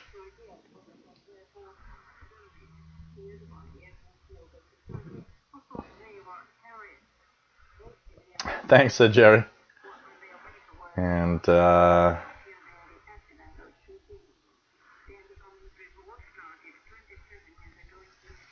I don't know. I don't think there's much equivalence in names. You know, maybe we're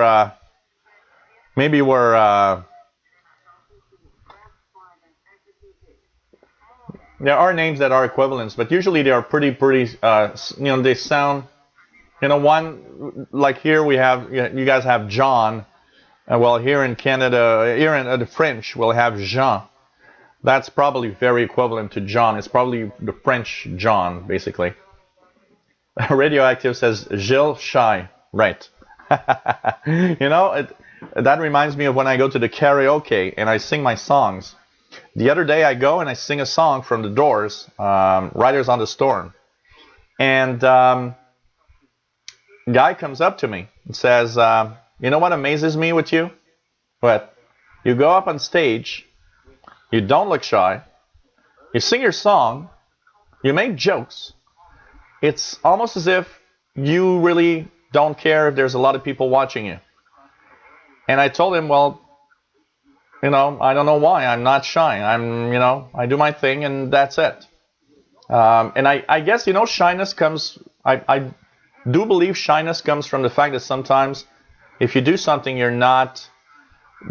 don't have a lot of knowledge about, that will make you shy because, you know, you don't want to look like an idiot. But I guess when you're, you know, in your element and you know what you're talking about most of the time, I think there's no reason to be shy. But, you know, that said, I have a friend of mine that actually sings and tours Canada. She was telling me that even though she knows she sings well, every time she gets on stage, she's super nervous. So, you know, it's very weird. Depends on everybody, I guess.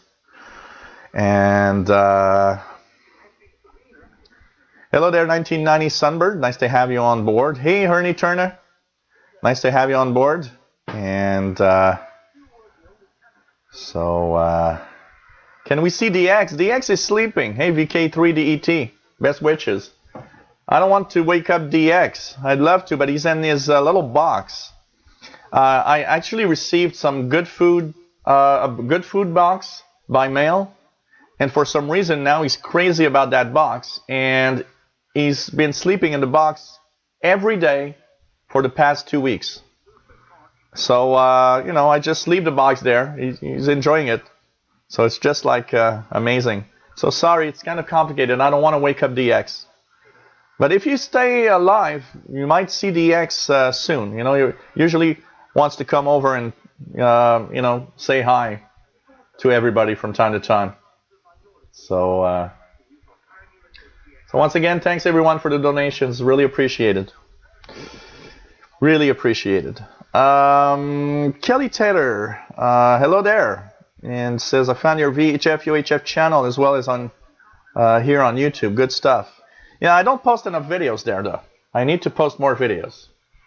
I got to say that I need to increase the number of videos that I post on the VHF, UHF channel. A lot of people are asking me for that. You know, saying, "Oh man, you should, you know, should post more." So Yeah. Probably, as David Arden says, I get a bit nervous when I have to run an HF net. If you do it every day, all the time, you probably wouldn't, because you'd have your way of doing. But if you have to run a net when you don't do it often, then it's normal that you get a little nervous, because it's something you're not used to doing every day. So. Radioactive says Radio New Zealand 15720, stronger than it was been in a while. Radio Australia S8 as well. Let's just see if we can hear Radio Australia here. Very weak Radio Australia here. Usually Radio New Zealand is not a signal at this time, so I'm not receiving anything. Let's check out the Pirate relay, still on 5150 kilohertz. So David Arden says he got a DX kitty as well. That's cool. What's DX the cat getting for Christmas? I don't know, but I know one thing. Everybody that's coming over wants to give DX the cat a little something. They all want to give a little gift to DX the cat. So I guess DX the cat will receive more presents than me for Christmas. So pretty cool. And yeah, I don't know. It could be interesting.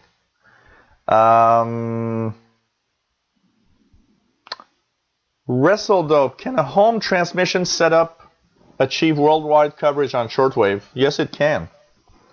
Yes, it can. And to give you an idea, when conditions are right, I can tell you that typically AMs will cover the globe, and easily with not even a lot of power. I've seen people cover, I've heard Australia with somebody that had low power in the 15-meter band, and I was amazed at how well it was received. It's surprising. It's really, really surprising. Can tell you that. But conditions have to be right. When conditions are like a little crappy like today, it's a little more difficult. But yes, and amateur radio operators will DX the world typically. I always say when there's amateur radio contests, it's the best time to DX the world, because you hear from signals from everywhere. And to give you an idea, last Sunday it was just amazing to receive all of these signals from Africa. I mean, I've heard Namibia, South Africa, Morocco, Algeria, and there were others that I didn't hear, but that were heard in North America by many, many hams. So very, very surprising. So very, very surprising. So let's tune around a little bit and see what we can hear. Let's start from 5150 and up and see what we can hear on the HF bands. Well, I was so surprised. I mean, it all started because what I like to do is go on dxwatch.com, because there you can see in real time a lot of the amateur radio stations that are actually coming in at a certain point. And I saw there was an African one, and when I saw that, it's like, oh, the station from Namibia, and I don't think I've ever heard Namibia on shortwave. I've heard it, a long time ago in the 80s in the tropical bands, but I had not ever received Namibia and an amateur radio station. I'd heard a few Africans, but Namibia was the first. So there was like 3 or 4 stations at the same time from Namibia. And I mean, wow, that was cool. And then I continued on, and I saw that in the DX watch window, there were tons of Africans. There was a station from Madagascar. There was another one from Zimbabwe, one from Democratic Republic of Congo. There was South Africa, Namibia, Algeria, Morocco. There was one in Senegal, another one in Gabon. And I was like, wow, It's like, African weekend or something. And I started tuning around, and I started tuning around a lot to try to receive it. Oh, and by the way, the other one that I was surprised that it was really weak, but I did get OF9X, Old Father Christmas station. That station from the Arctic Circle in Finland. I was able to hear it also, OF9X. That was truly amazing. I was so happy to receive that one also. I got to say, wow, it was really, really cool. So I got to say, it's amazing.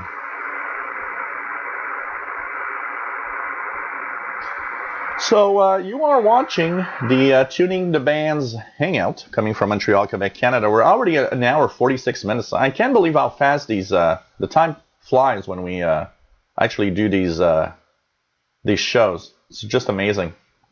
And so we tune the bands. We try to see what stations we receive.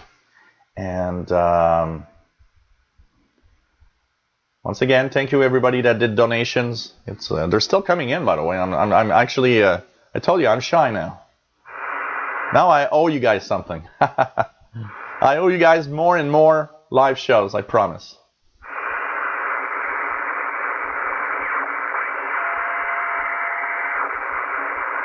So propagation is not that great, right now.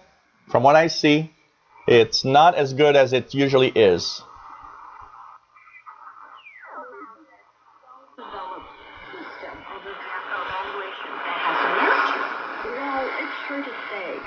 True Dirts, I usually tune most of the bands in single sideband because it's easier to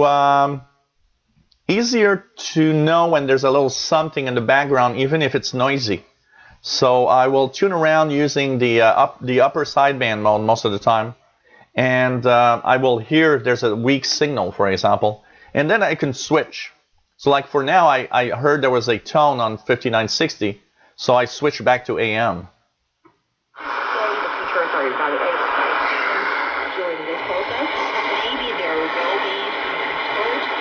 Doing the same thing in a different way, and maybe their leaders, as in the principal, can do something to see if they're good teachers. It's very important because this is China Radio International to Western Europe from Albania transmitter site.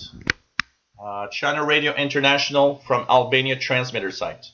Quality education that they're getting. Yeah. Because by the definition, they're there to learn. They know less. So what can you say? I didn't learn very much from this lesson, or I don't like the teaching style of this person. These are all very subjective things. I mean, they're not. We may have totally different ways of learning. In fact, I don't learn at all. Okay, here he is. Here he is, the star of. That's who you want to see. So sorry guys. Here is DX the cat. Sorry if I'm moving around. Hey DX. DX saying hi to everybody. Hello there DX. Just woke up from his little nap and wondering what we're doing here. So DX the cat, as you see, is here. So hope you guys are happy now. You've seen DX. And usually wakes up when I'm doing the live shows. So China Radio International from Albania transmitter site in English. And things like that. If we can have a carefully designed, very smart questionnaire about teachers, maybe students won't find it so boring, and they won't find it easy to kind of trash talk the teacher they don't like. They can just answer some questions according to reality, and there will be an accurate outcome of these higher questions. For example, if you had several students who decided to take against the teacher and led a group of people to give bad reports.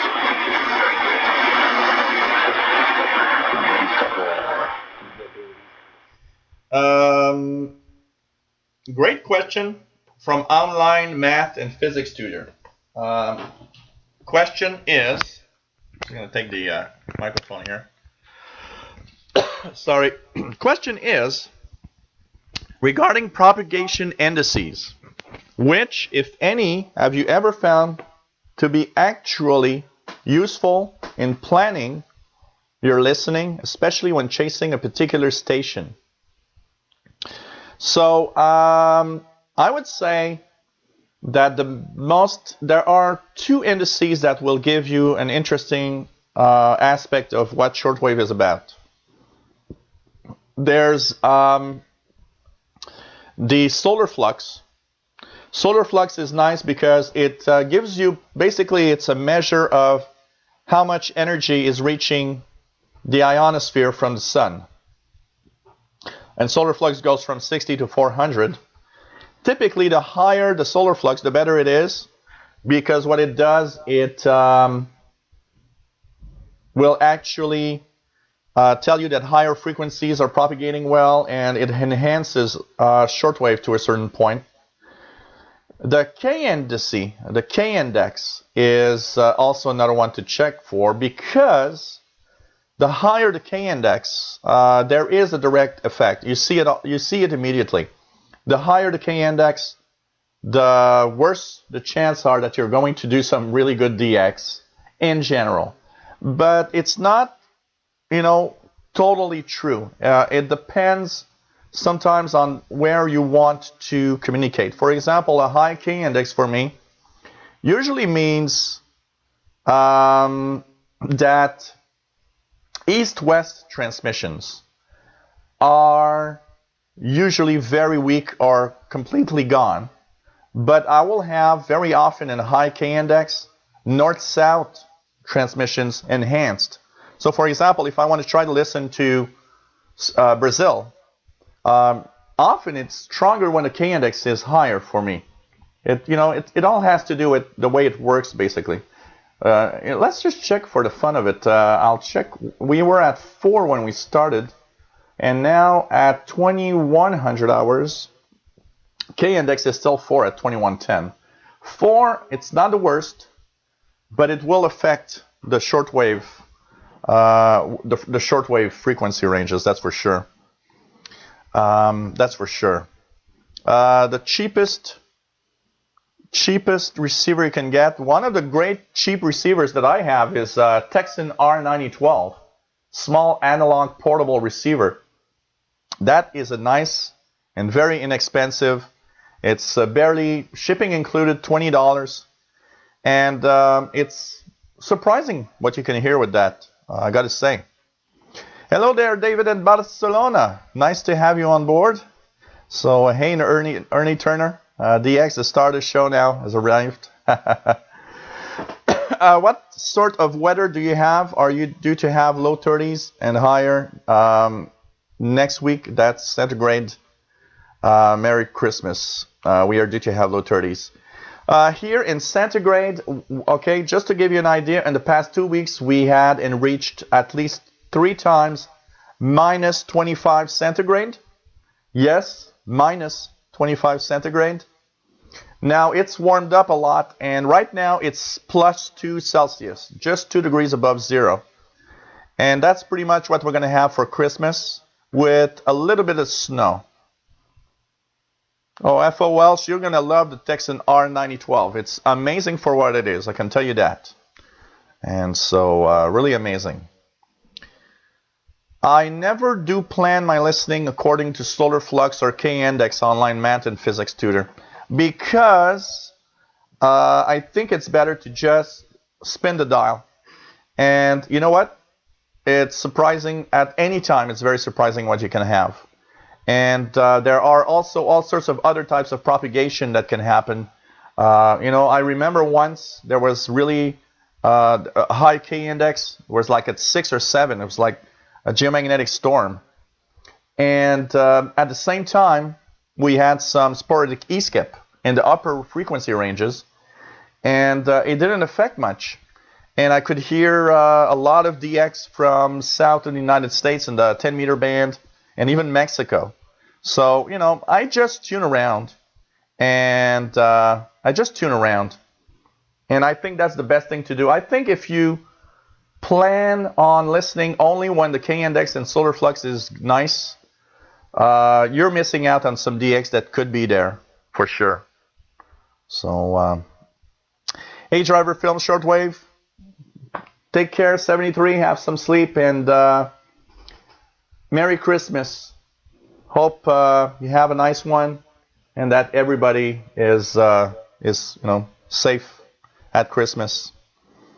Yeah, Bobby Burgess, $20 for a cheap shortwave receiver. Let me just, I'm going to show you what it is, Bobby. I'm going to pick it up in a second here. It's not going to be very long. I got it, I think, very close to me. So the Texan R9012 is, here we go. Da-da-da-da-da-dum.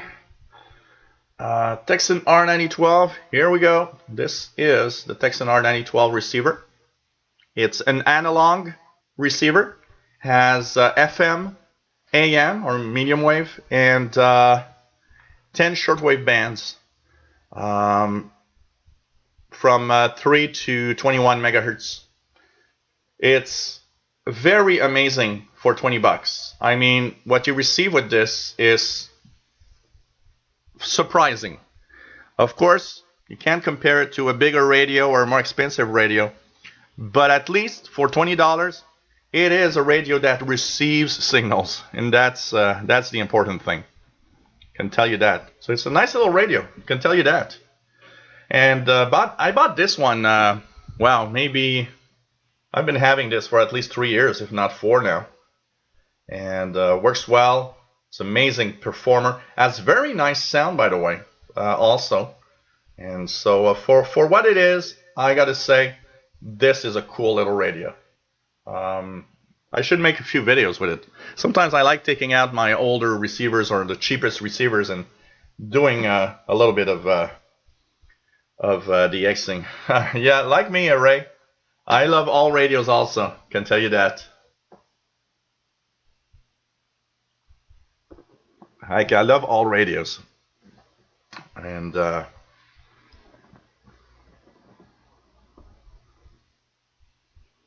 yeah, it's very difficult. Online Math and Physics tutor says that despite considerable effort, he's never had a single success from targeted listening. So now he puts his ear to the ionosphere and hope for the best. Yeah, it's not always a good thing to target an area, except there are a few hints of stations from certain areas you might get if you understand the propagation, but it doesn't mean you're going to get it. And I think just tuning around is one of the best things you can do. I'll be back in 2 seconds. I think DX the cat wants to go outside. So let's just see here if I get...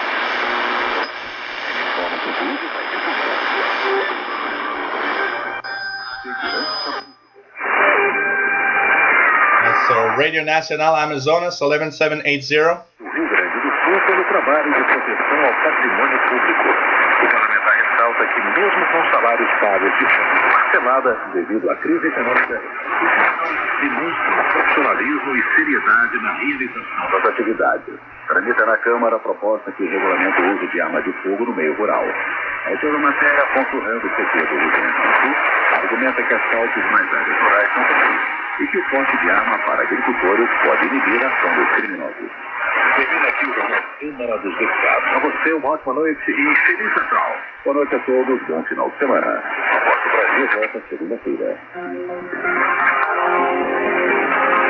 Voz do Brasil, de segunda a sexta às 19 horas. Boa noite.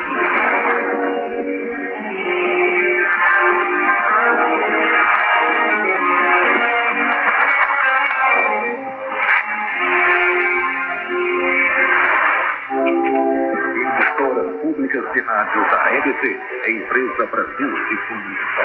Rádio Nacional de Brasília, AM, Rádio Nacional da Amazônia, Onda Curta, Rádio Nacional de Rádio Nacional Alto Solimões, AM e FM, a Rádio Nacional do Rio de Janeiro, AM, Rádio MEC AM de Brasília, Rádio MEC AM do Rio de Janeiro e Rádio MEC FM do Rio de Janeiro. Bobby Burgess is looking at the Tesco R80-108 receiver. That looks like a nice receiver. I know a few people, I believe, that had one, and that's pretty interesting. Pretty interesting. So, really happy. AM 1700 says, have you ever copied any medium wave legal, low power, unlicensed AM broadcasters around Montreal? In the US, they are known as Port 15 broadcasters. Not sure what they are known in Canada.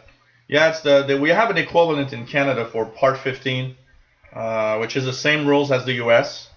I've never copied the low power and licensed AM broadcast except myself, because when I was a teenager, I operated a Part 15 medium wave station on Friday nights, and it didn't go very far. I think the farthest that it went is like to the corner of the street, and that's it. But I've never really copied one. PLF says, I see you have 2016 VOA calendar. Will you have one for 2017?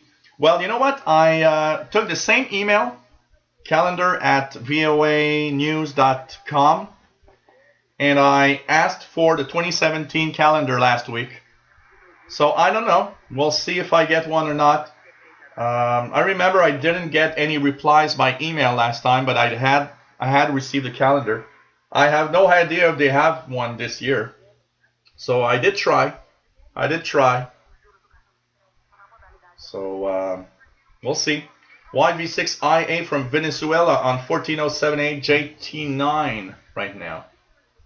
So pretty interesting. Yeah, like Radioactive says, the K and A indices. Spin that radio dial and that's it. That's pretty much it. Já no primeiro trimestre do ano que vem, as instituições financeiras poderão oferecer prazo máximo de 30 dias no pagamento do rotativo do cartão e, a partir daí, devem transformar a operação automaticamente em crédito parcelado. Segundo o ministro da Fazenda, uma queda nos juros deve aquecer a economia. Well, that's interesting. MDK2 says these hangouts have influenced my approach to shortwave listening for the better. I've found some stuff I would have missed otherwise. You know, that's one of the things that I love. Bye, PLF, by the way. Take care. Have a Merry Christmas. Hope that you have great holiday. And remember, 2100 hours on Wednesday. 28th of December is our Christmas or holiday special hangout for all of you guys. So thanks for being here as always. So, you know, that's what I like about doing all my videos. You know, I've had somebody once tell me, well, you know, you don't have a clear approach. You just, you know, show stuff, and sometimes you talk about stuff. And one of the things that I told the guy is, look, I want to show the possibility to everyone of receiving anything at any time during the day, night, whatever, or any time of the year. And that's the fun of it. There's no, you know, shortwave is not, this is how propagation works and that's it. Shortwave is day to day, different things will come up, different things will happen, and you always have that day that you turn on the radio. You turn on the radio, and that signal that you never heard before, it's there. You might never hear it again, but it's there. And you're like, wow. You know, it's like listening. One of the stations that's very hard to hear, to listen to in North America is Radio Argentina Exterior. But you know what? I still tune around 11710 at 0200, 0300 hours UT, just in case, regularly. And you know what? I am rewarded with, oh, tonight it's good enough to listen to the programs. And I listen to Argentina. Doesn't happen very often, but it does. So it's pretty cool, you know. Just listen. And that's the most important thing. Listen. So that's the important thing for sure. Hey, KC135R, Merry Christmas. M6XMN in Manchester, UK. And nice to have you on board, for sure. And Merry Christmas, everybody. And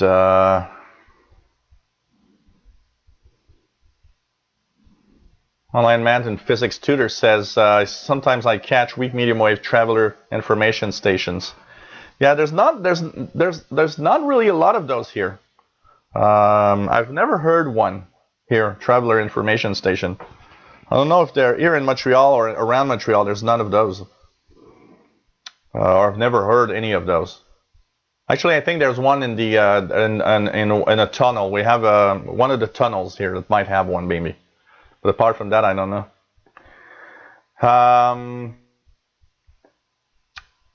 David Arden says, no matter how bad A and K indices are, there's always DX on the medium wave. Yeah, it sometimes wipes out. I've noticed that it does sometimes here when it's when the solar when the geomagnetic storming is high. Sometimes it does wipe out the medium wave band. But you know what? It's that time where you might notice that all the regular stations are gone, but you might have that rare DX station coming through from another area. So you know, that's something to check for. Richard Cook says no grease on 9420. Let's just check it out for fun.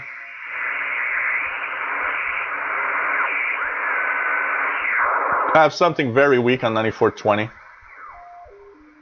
All India radio almost inexistent on 9445. Very, very, very weak also. And you know, that's the price. Like Ray says, not been having much luck with grease lately. That's the price of the very long nights. The maximum usable frequency lately in the evening has been really, really weak. Very low, sorry. Below 9 megahertz almost. Gotta say that.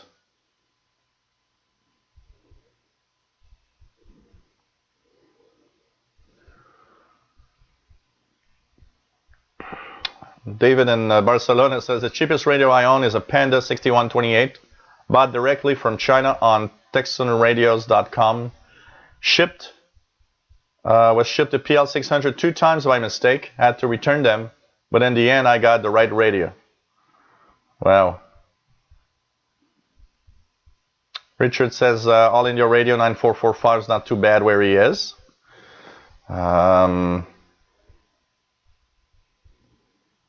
David says there's a traveler's information station at Atlanta Airport. So, interesting. I gotta say, I've never tried much for them while I was doing traveling, but never really heard one. Danny Shortwave Radio DX says I caught a repeater on 29 megahertz on my shortwave, and I've been trying for months, and bam, it was strong a few days ago. Yep. It's the time to try it out. The FM repeaters on the upper 29 megahertz frequencies, 29600 to 29700 in FM mode. There's the amateur repeaters. These are to try for every day. You never know when it's going to be there or not. Bestest times videos and tech and more. Hello there. Nice to have you on board from Australia. We are on Montreal, Quebec, Canada here. Pretty cool. So, and maximum usable frequency is very, very low. Very, very low in the evenings. Even Romania is, I consider Romania one of the most easy catches on shortwave here. And even 5960 kilohertz at 0100 UT is horribly weak, I can tell you that.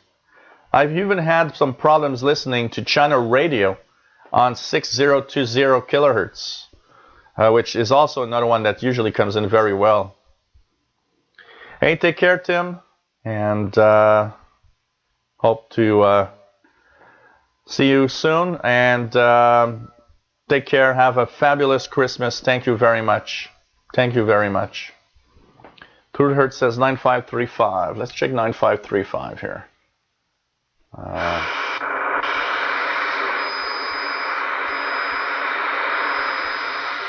Got something very, very weak. 9535 right now. And Radio DXer says 6020. China radio also bad here, which is unusual. Yep, it is very, very unusual. So, you know, you gotta take the time to tune in. Gotta say that. What do we have here? Snowing in Oregon. Radioactive says, question, Joe, about the ferret bar on the GP5. How do you point it? The broadside to the signal direction or the ends of the antenna? From what I understand, let me just refresh my, because it's kind of a ferret rod inside. It's, let's see, a loop. It's kind of a ferret in the antenna itself. So I would guess I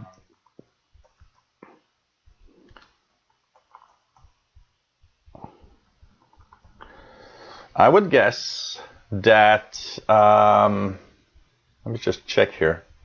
Ferret antennas. It's kind of a ferret. I believe ferrets are on the broadside of each. So basically, you null out at the ends of that little antenna. So if you, for example, point the ends of that antenna to the station you're listening, you're going to null it out. And if you are on the broadside, so when the signal's strongest, it's the broadsides that is actually in the direction of the station. So you have an idea, a general idea of what direction the signal is coming from using that. But I believe it's the broadsides that are receiving, not the ends. The ends null out signals. So Mad Radio DXer, yeah, 9420. I didn't hear much. There's nothing on 9420. The not receiving it at all here. So yep, 31 meters, pretty much dead. I found myself tuning 8 megahertz, below 8 megahertz almost every night. Yeah, not propagating my way. With a K-index of 4, it is it is something that I'm not totally surprised. And also with the long nights. Hi-Fi 88 from Baltimore. Hello there. Nice to have you on board. Usually come in through Hertz for 9535, by the way, Cuba, but it's very weak tonight. And remember that I am a little more north of a lot of you in the US, and that affects me even more when the K-index gets higher. So, wow, Hi-Fi 88 says 10 over in Baltimore for 9420. Maybe the signal is like over me or something. I don't know. That's weird. Really nothing. Ray, are you hearing Greece right now? I'm not. Kind of weird. Me too. Like Ray says, some nights I end up on 80 meters, then medium wave after that. Same here. 80 meters, 160 meters, DXing some medium wave bands. Yep. And, oh, it's true, there's that thing that, for those that want to try it out, I'll just talk about what Jerry has mentioned and that I heard also last week. Each year, the residents of the McMurdo Station in Antarctica celebrate Christmas by singing Christmas carols to the remote Antarctic field camps on HF radio. This year, we are asking ham radio operators and shortwave listeners around the world to listen in and email shortwave listening reports. Tell us how far away the carols are heard. Listen to 7995 kilohertz upper sideband on December the 24th at 300 hours UTC. So you guys, if you want to try Antarctica tomorrow, I will. I'll take a 5-minute break from my family and say, hey, I got to try something.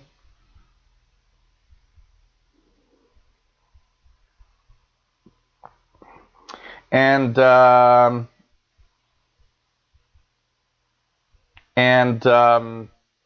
yeah, try that out. Antarctica from McMurdo Station.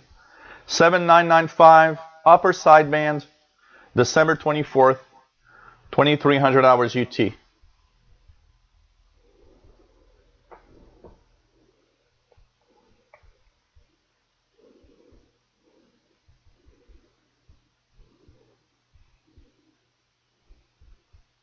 So that could be an interesting one. That would be so cool to receive that.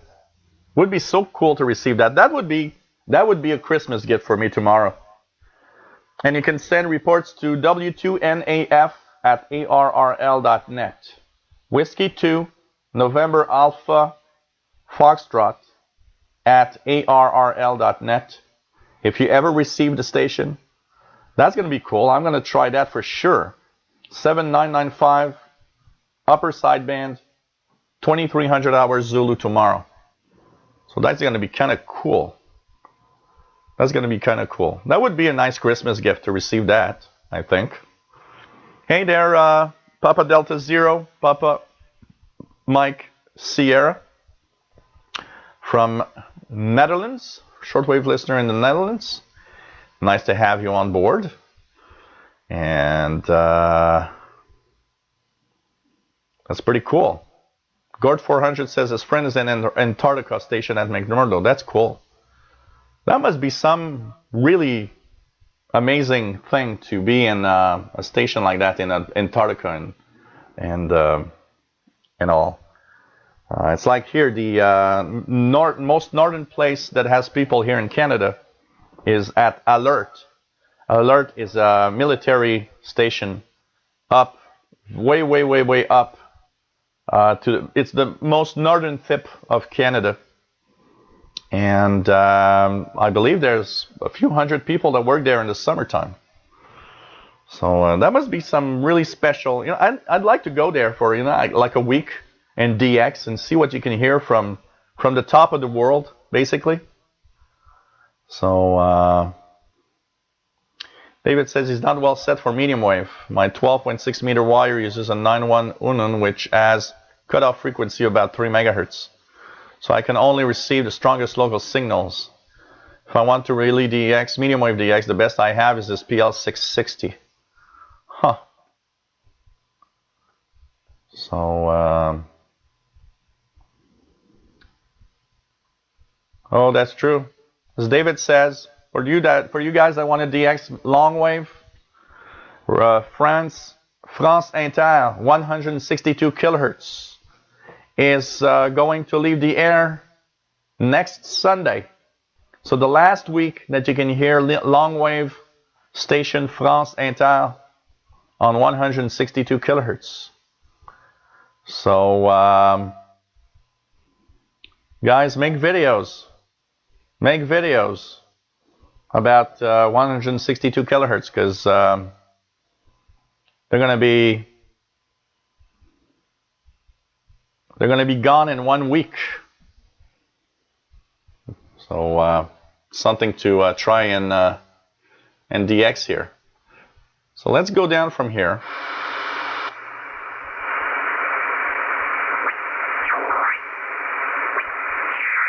You know, when I see that and I think about my own videos, one of the things that I find really cool about my own videos is I always tell myself, you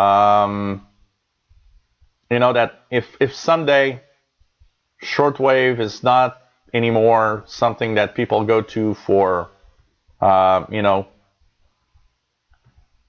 listening to radio, they don't know what it was, at least that, you know, as long as my shortwave channel is on, it's kind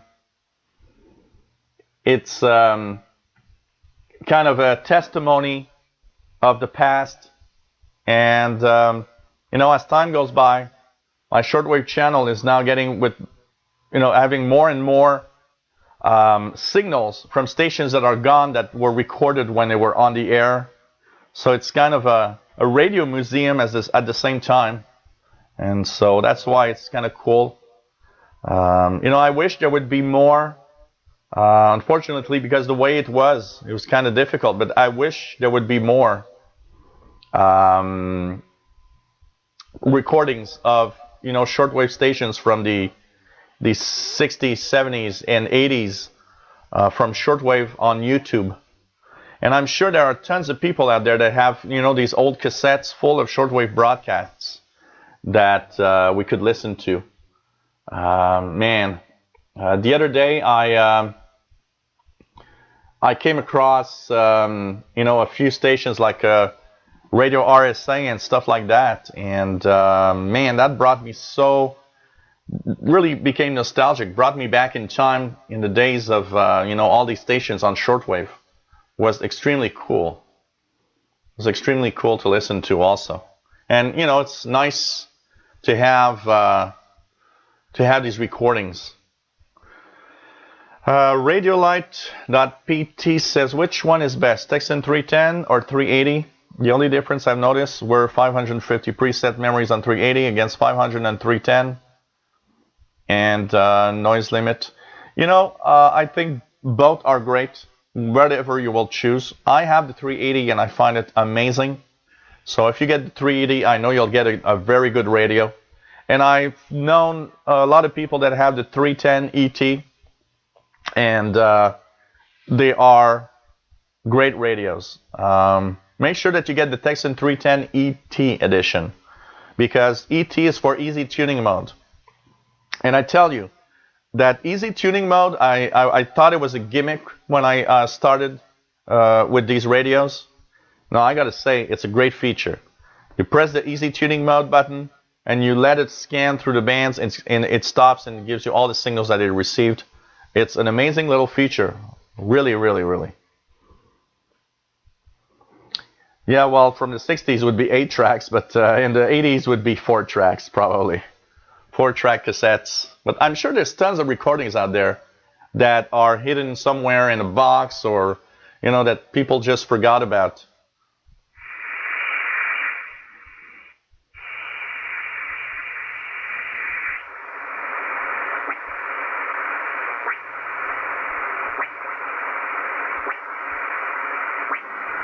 The True Alert says is 310 ET, and it works very well. They're all great radios.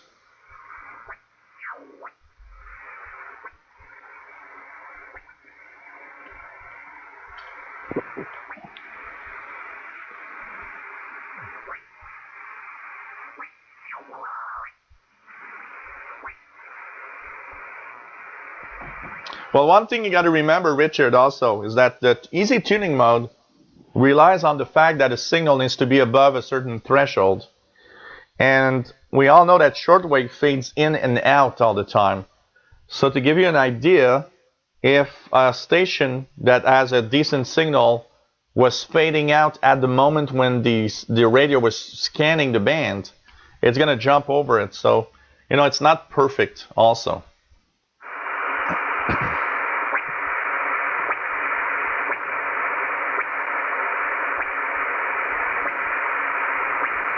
And you are watching from Montreal, Quebec, Canada, the Tuning the Bands, as we are, 24 hours before a Christmas Eve, that I'm sure a lot of you will be friends and family.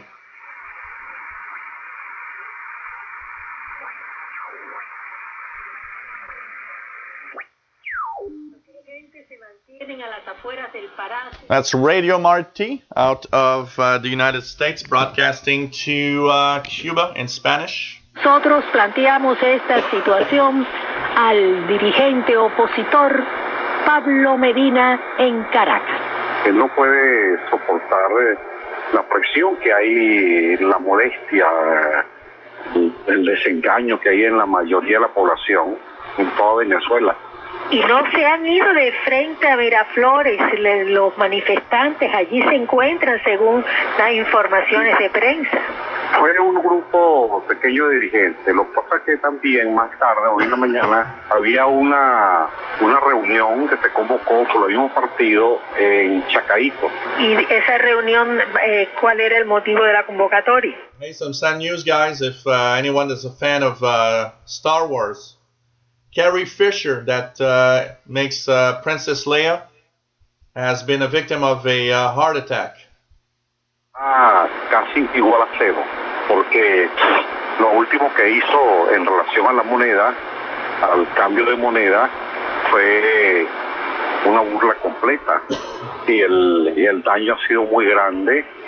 Will do, Richard. I'm going to tune around a little bit and then we'll try some for WWV and also for RWM time station from Moscow, see if we can hear something. Ahora es reprimida. Pero yo creo que ese es para mí, Juanaisa, yo veo el escenario político, no solamente el de Venezuela, yo creo que aquí hay 13 países que tienen una misma línea, que es Cuba, Colombia y Venezuela. Y la línea en Colombia también ocurrió que la FARC pues, se ha estado todos los pasos que firmó, todos los acuerdos que firmó, está ahora en otra posición de no hacer. Radioactive says the guy sounds like a character off of Star Wars. Una política diferente a los pasos que dio inicialmente con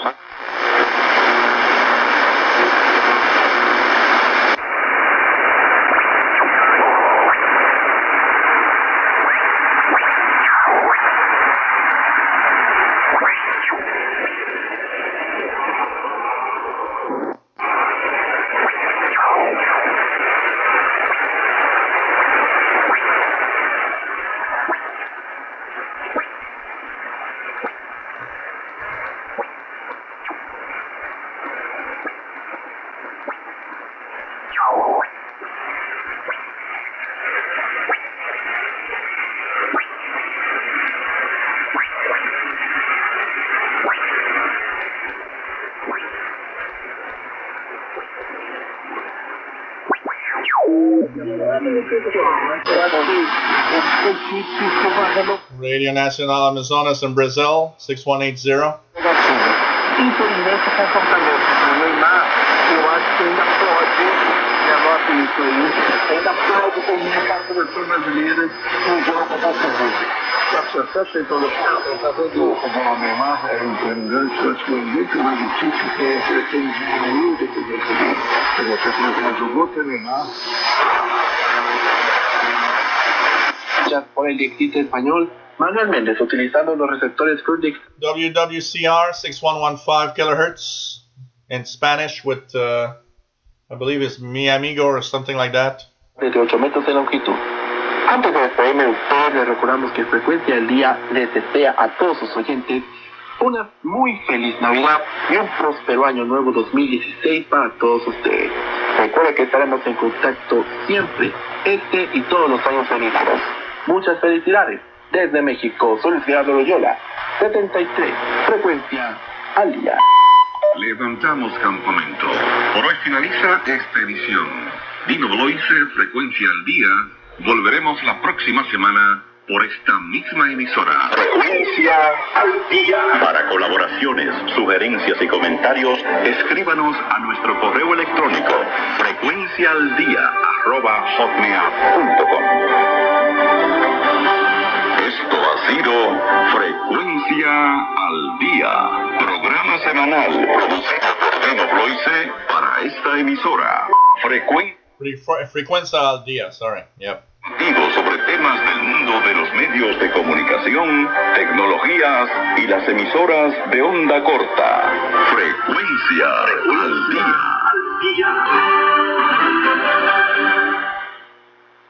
Esta es WWCR, Radio Cristiana Mundial, en la frecuencia de 15.825 kHz, Nashville, Tennessee, USA. Escúchanos en la web www.cr.com.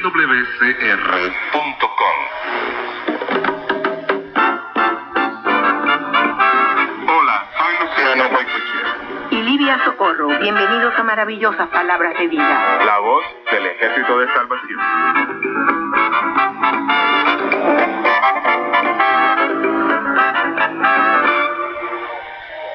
Toda la corazón, Señor, que te adore, Señor, que te alabe.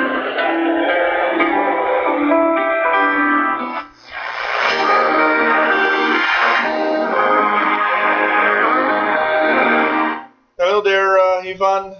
Hi, Chilakov. Nice to have you on board, as usual. And yeah, they said 15825, not 6115 in the in Spanish, but it was WWCR in Nashville, Tennessee.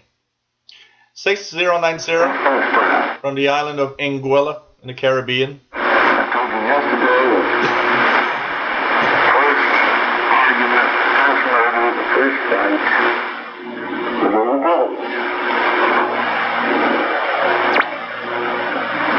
Hey, yeah, without no trouble. With momentum. And if you're ready, everything's involved. And they know about religion at the world with this thought. Everything's about it. And you know that kind of crusade. Restore dignity together.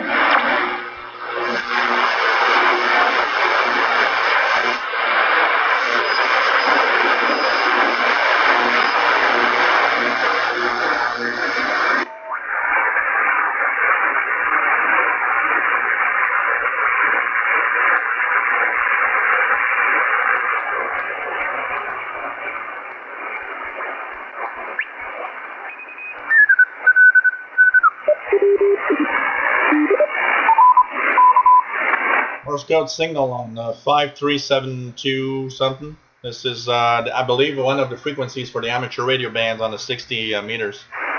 Somebody doing some CW. Hey, good night, my boy. It was nice to have you on board. And Merry Christmas. Remember that Wednesday, December 28th, we'll be on at 2100 hours UTC for a special holiday radio live show.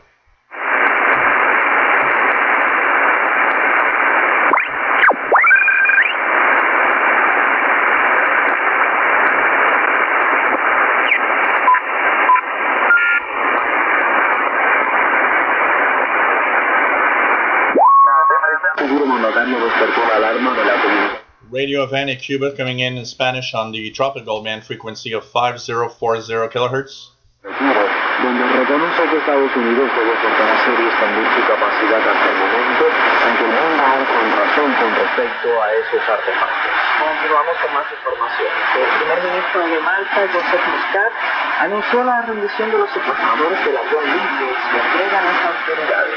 A través de un mensaje en la red social Google, informó al jefe de gobierno que el segundo episodio se prolongó durante unas 4 horas sus mayores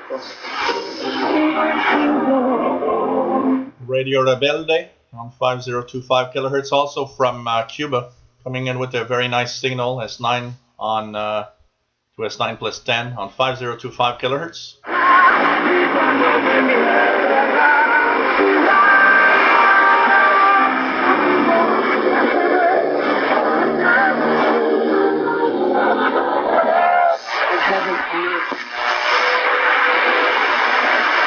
Weak WWV on 5 megahertz.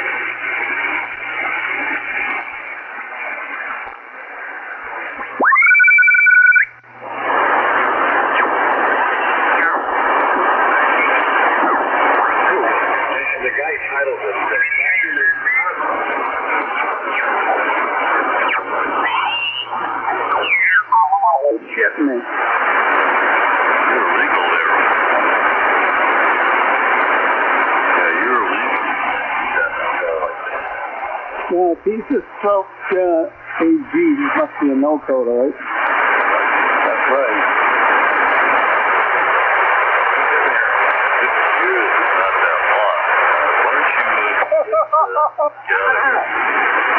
Oh, so he isn't a stroke AG. You can't be a stroke AG if you've been in here for 50 years. You got to be one or the other. Either you're a fucking old timer or you're a stroke AG, and we got to know. Katie wanted to watch. Which is it? No, the regular stroke AG mobile operator. You can't see here. Oh, this isn't commercial radio. You need to hook up with Rush Window.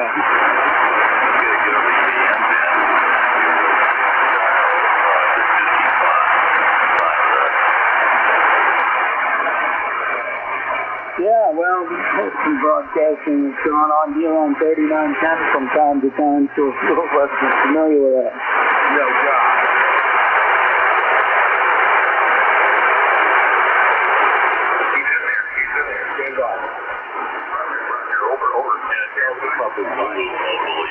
What are you running? 2,000 watts? Shut up, you moron. Stand by, stand by. When that isn't stroking it, Paul, leave it alone. Isn't that quick, Paul? Well, is that Jimmy Diaz again? Yeah. Sounds like it. Jimmy Barbarino? Yeah.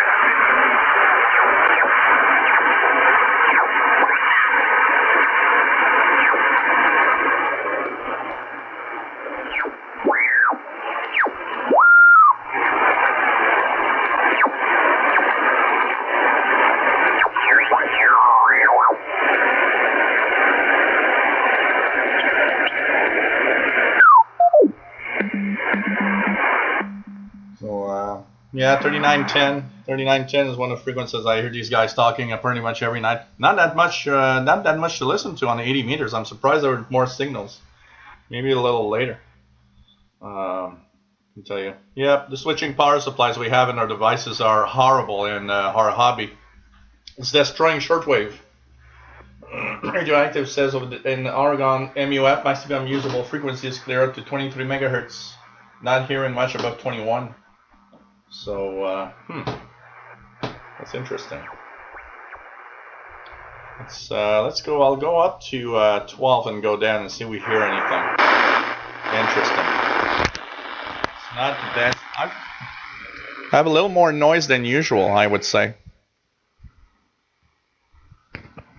I've tried a few times to receive 3916, the Sentinet. Not really been able to hear much.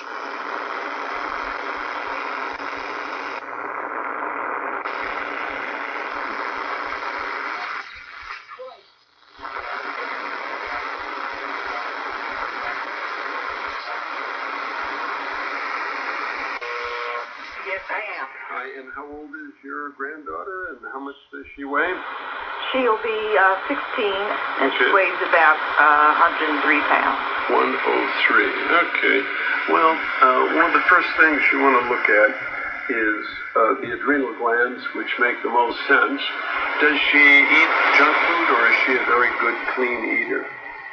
She eats some junk food, but not. WWCR with some kind of medicine show or whatever, doctor or something, I'm not sure. 9980 WWCR from the United States. Is that she may be low in salt, and that could induce this everything. Because, you know, at 16, the body is in pretty darn good health, so it's usually something jumps out and bites you. So the most obvious is salt, and the way you can check that is have her go into a dry sauna and break a sweat. And what you want to do is have her taste the sweat at the outer edge of the arm. Okay. And if that tastes salty, then she's good there. All right. If it doesn't, then... That's amazing. Radioactive trying to work PP5WA on 21076 on GT65 at 1 watts.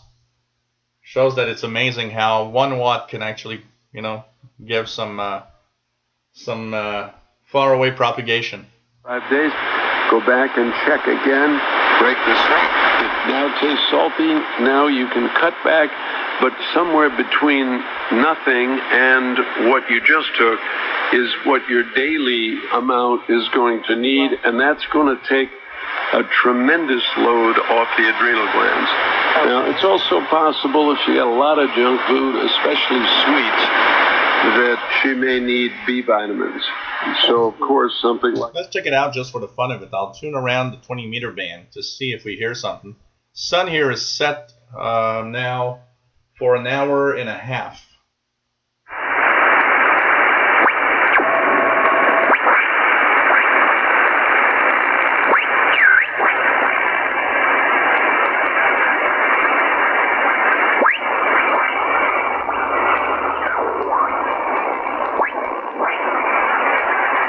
Really nothing much on the 20 meter band here. The MUF is dropping very, very rapidly when the sun is setting here. Phenylalanine makes tyrosine.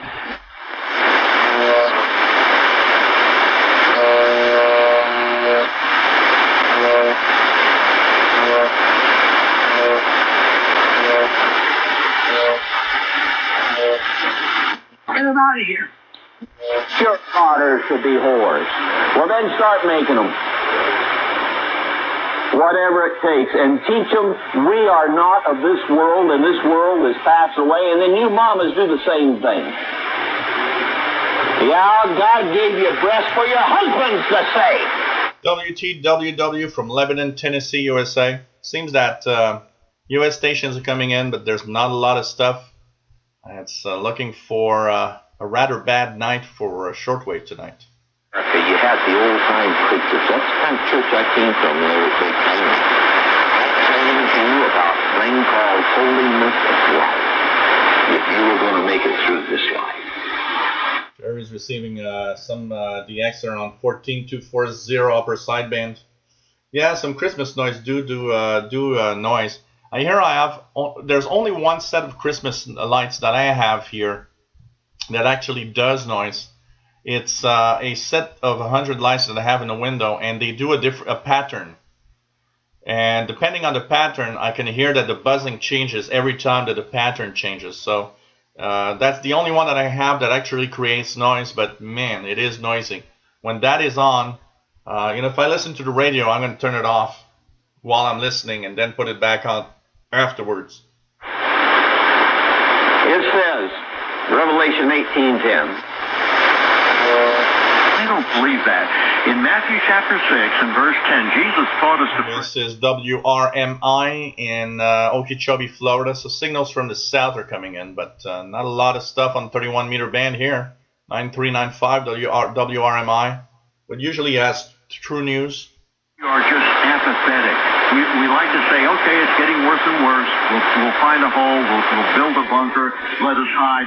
That's not what God wants us to do. As a matter of fact, if you look at Matthew 16:18, I believe it's verse 18, it says, and the gates of hell will not prevail against the church. Now, people look at that and they see hell attacking the church. Now, wait a second. Gates are defensive. So in that passage, it's the church that is attacking hell or Hades. Right. People have it backwards.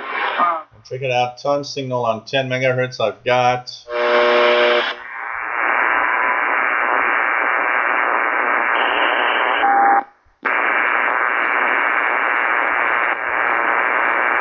I seem to hear something that has a pip in it. And it doesn't seem to be WV. I'm going to check it out if I can hear. There's a lot of noise on the signal.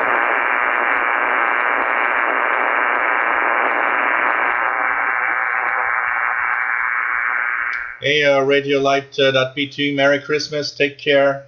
And it's nice to have you on board as usual.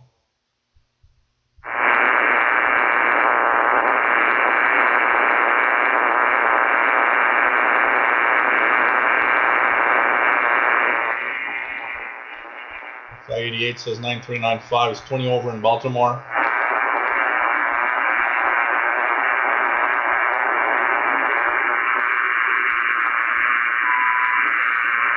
Now I'm hearing a ton signal that is not WWV. I would guess that that is probably the station from Brazil.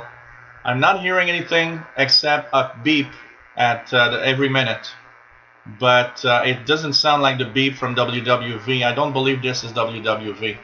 So this probably, I would guess, is maybe the one from Brazil. But it's only a guess.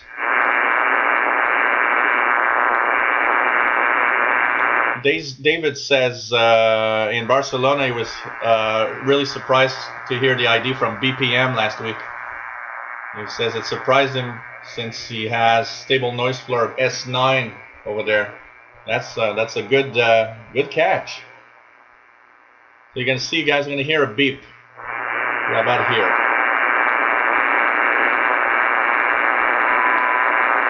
It just went there. So this is not WWV. It's I would guess it's probably PPE in Brazil. I would guess. And I don't hear anything else except the beep. So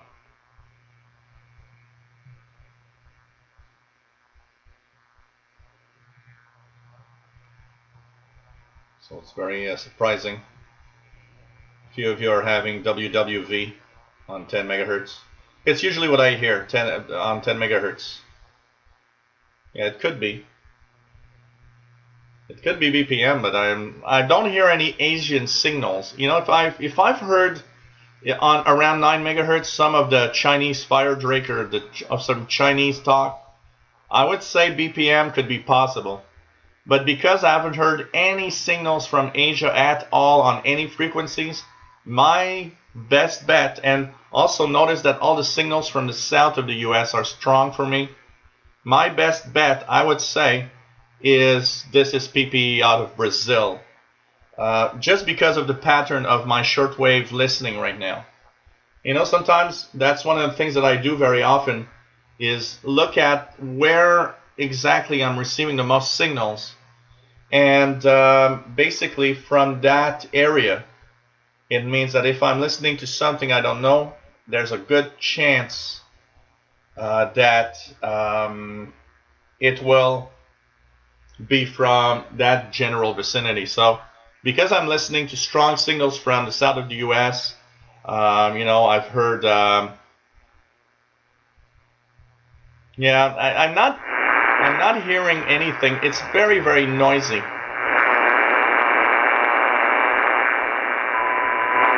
And I'm hearing a clear beep. I'm hearing a clear beep. So my guess is Brazil. So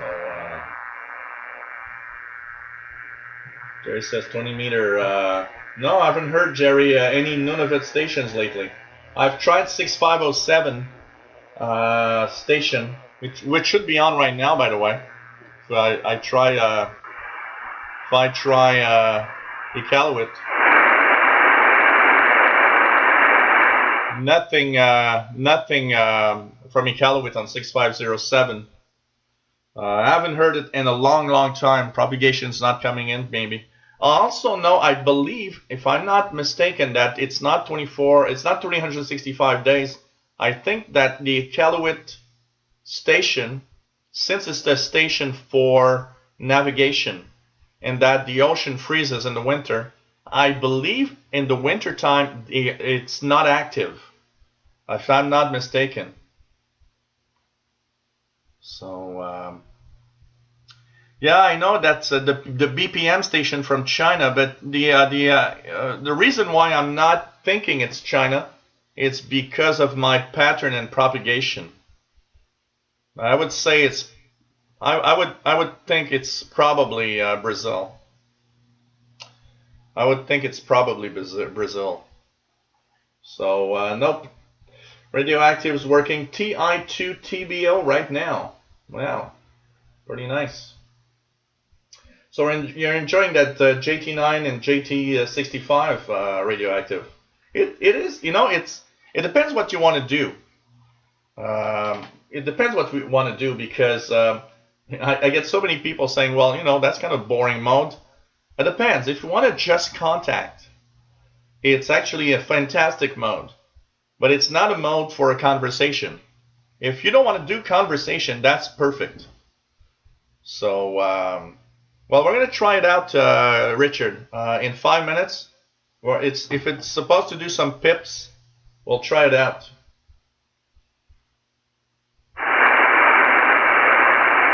Jerry's hearing something faint on a lower sideband on that frequency.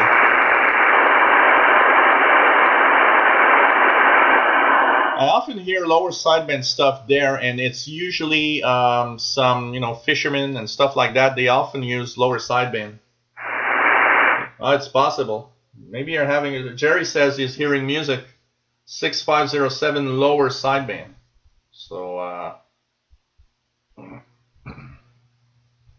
yeah, that's the thing, Radioactive. It's boring because you can't do conversation, but just for making contacts. It's an amazingly cool mode, I gotta tell you that. Yes, we were lucky that night with Nunavut. It was the first time ever I had heard that. And I heard it twice after that, but in the vicinity of that area. It could be one of the things on shortwave is there's this seasonal pattern of some signals. For example, I know that Radio New Zealand, Radio Australia comes in better on the higher frequencies in the summertime, at night, but it's not going to be there, at this in the nighttime in the winter.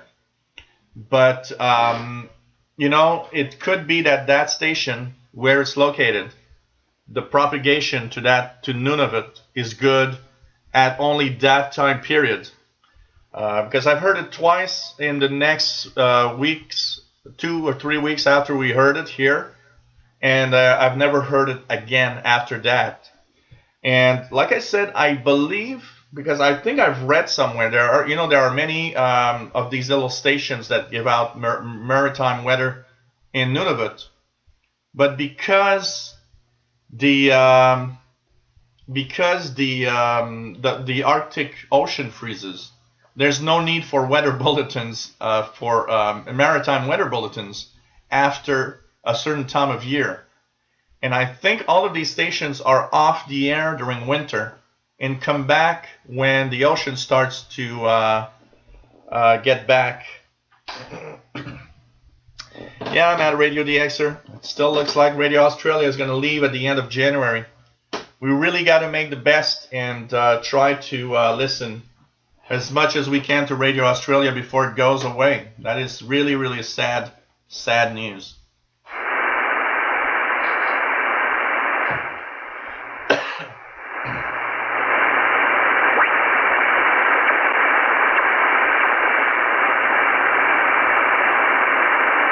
Not even hearing Gander or New York. Let's try 3485 upper.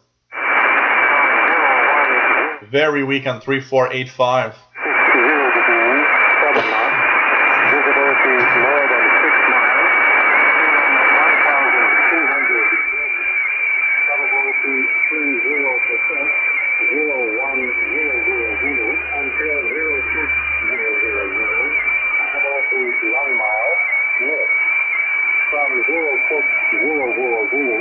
Wind 220 degrees, 5 knots. Visibility more than 6 miles. Probability 30%, 06000 until 100.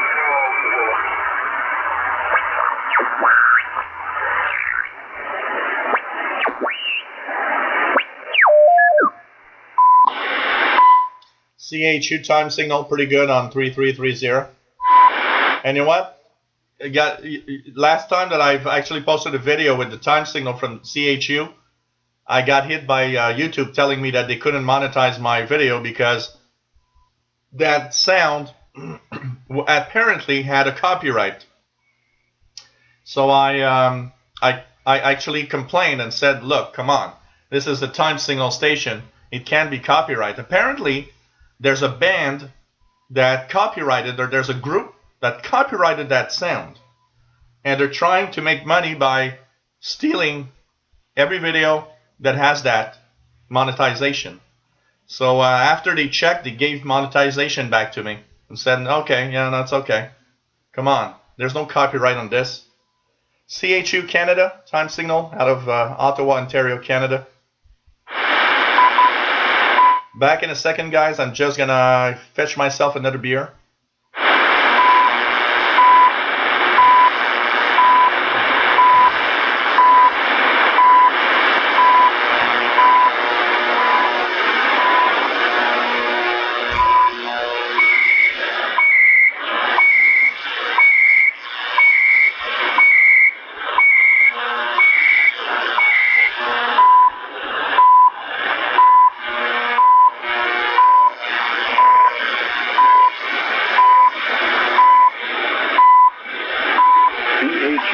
Canada, Coordinated Universal Time, 22 hours, 56 minutes. That's good. 56 minutes.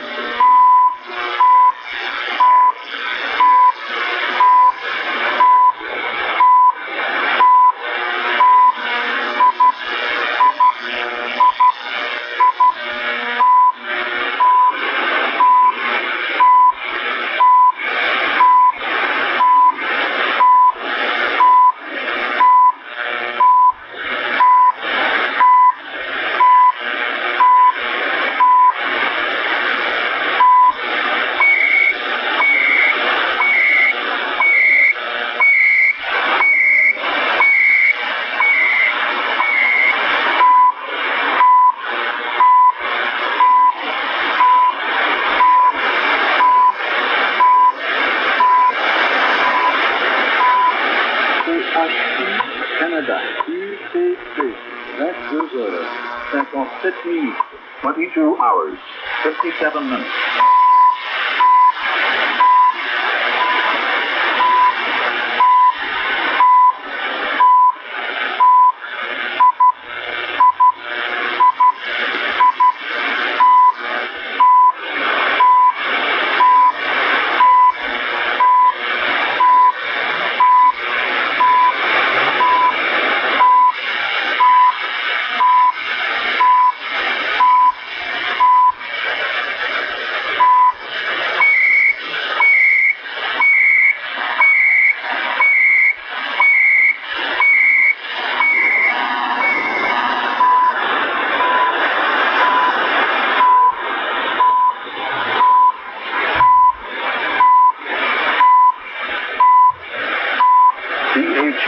Canada, Coordinated Universal Time, 22 hours.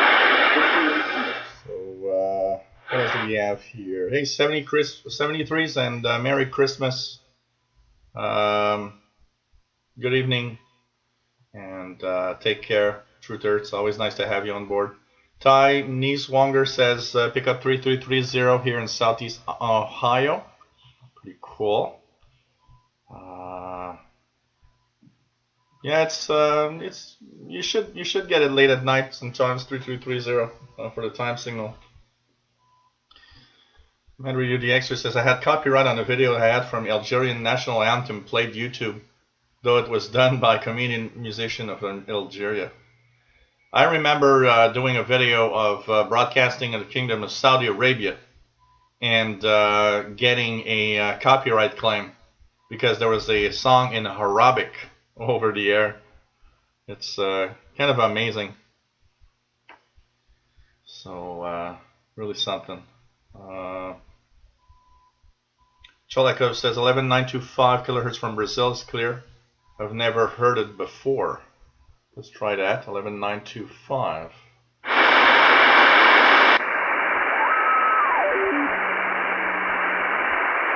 Yeah, it's their week. 11925.1. It's their week. Okay, 10. There we go.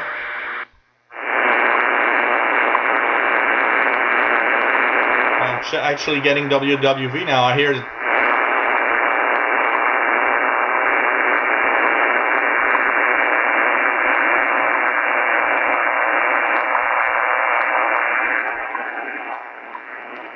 Probably not, Bobby. I'm about to start shutting down. Now I'm hearing WWV.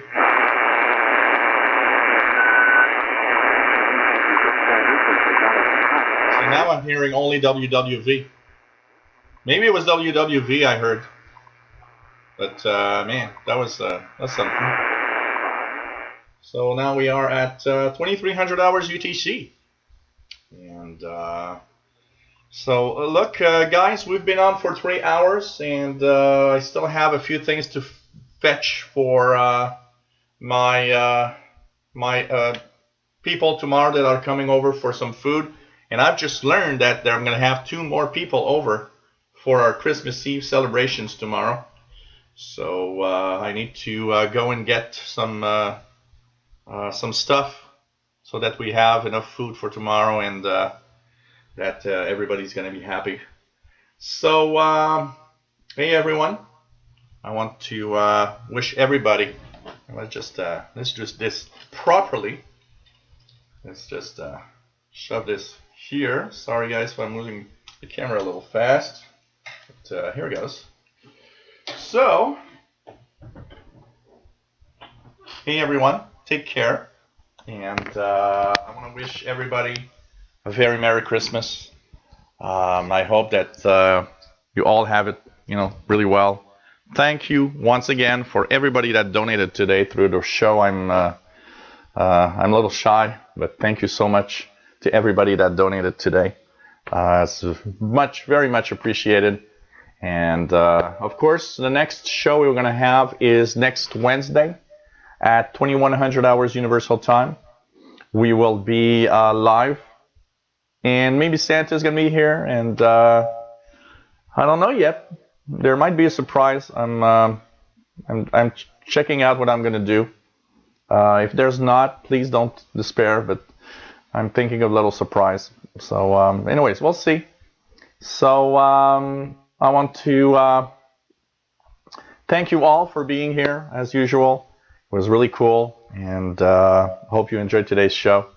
Merry Christmas, everybody. If you're not there Wednesday, if you're gone for more than a week, Happy New Year 2017 to those that can't make it on Wednesday.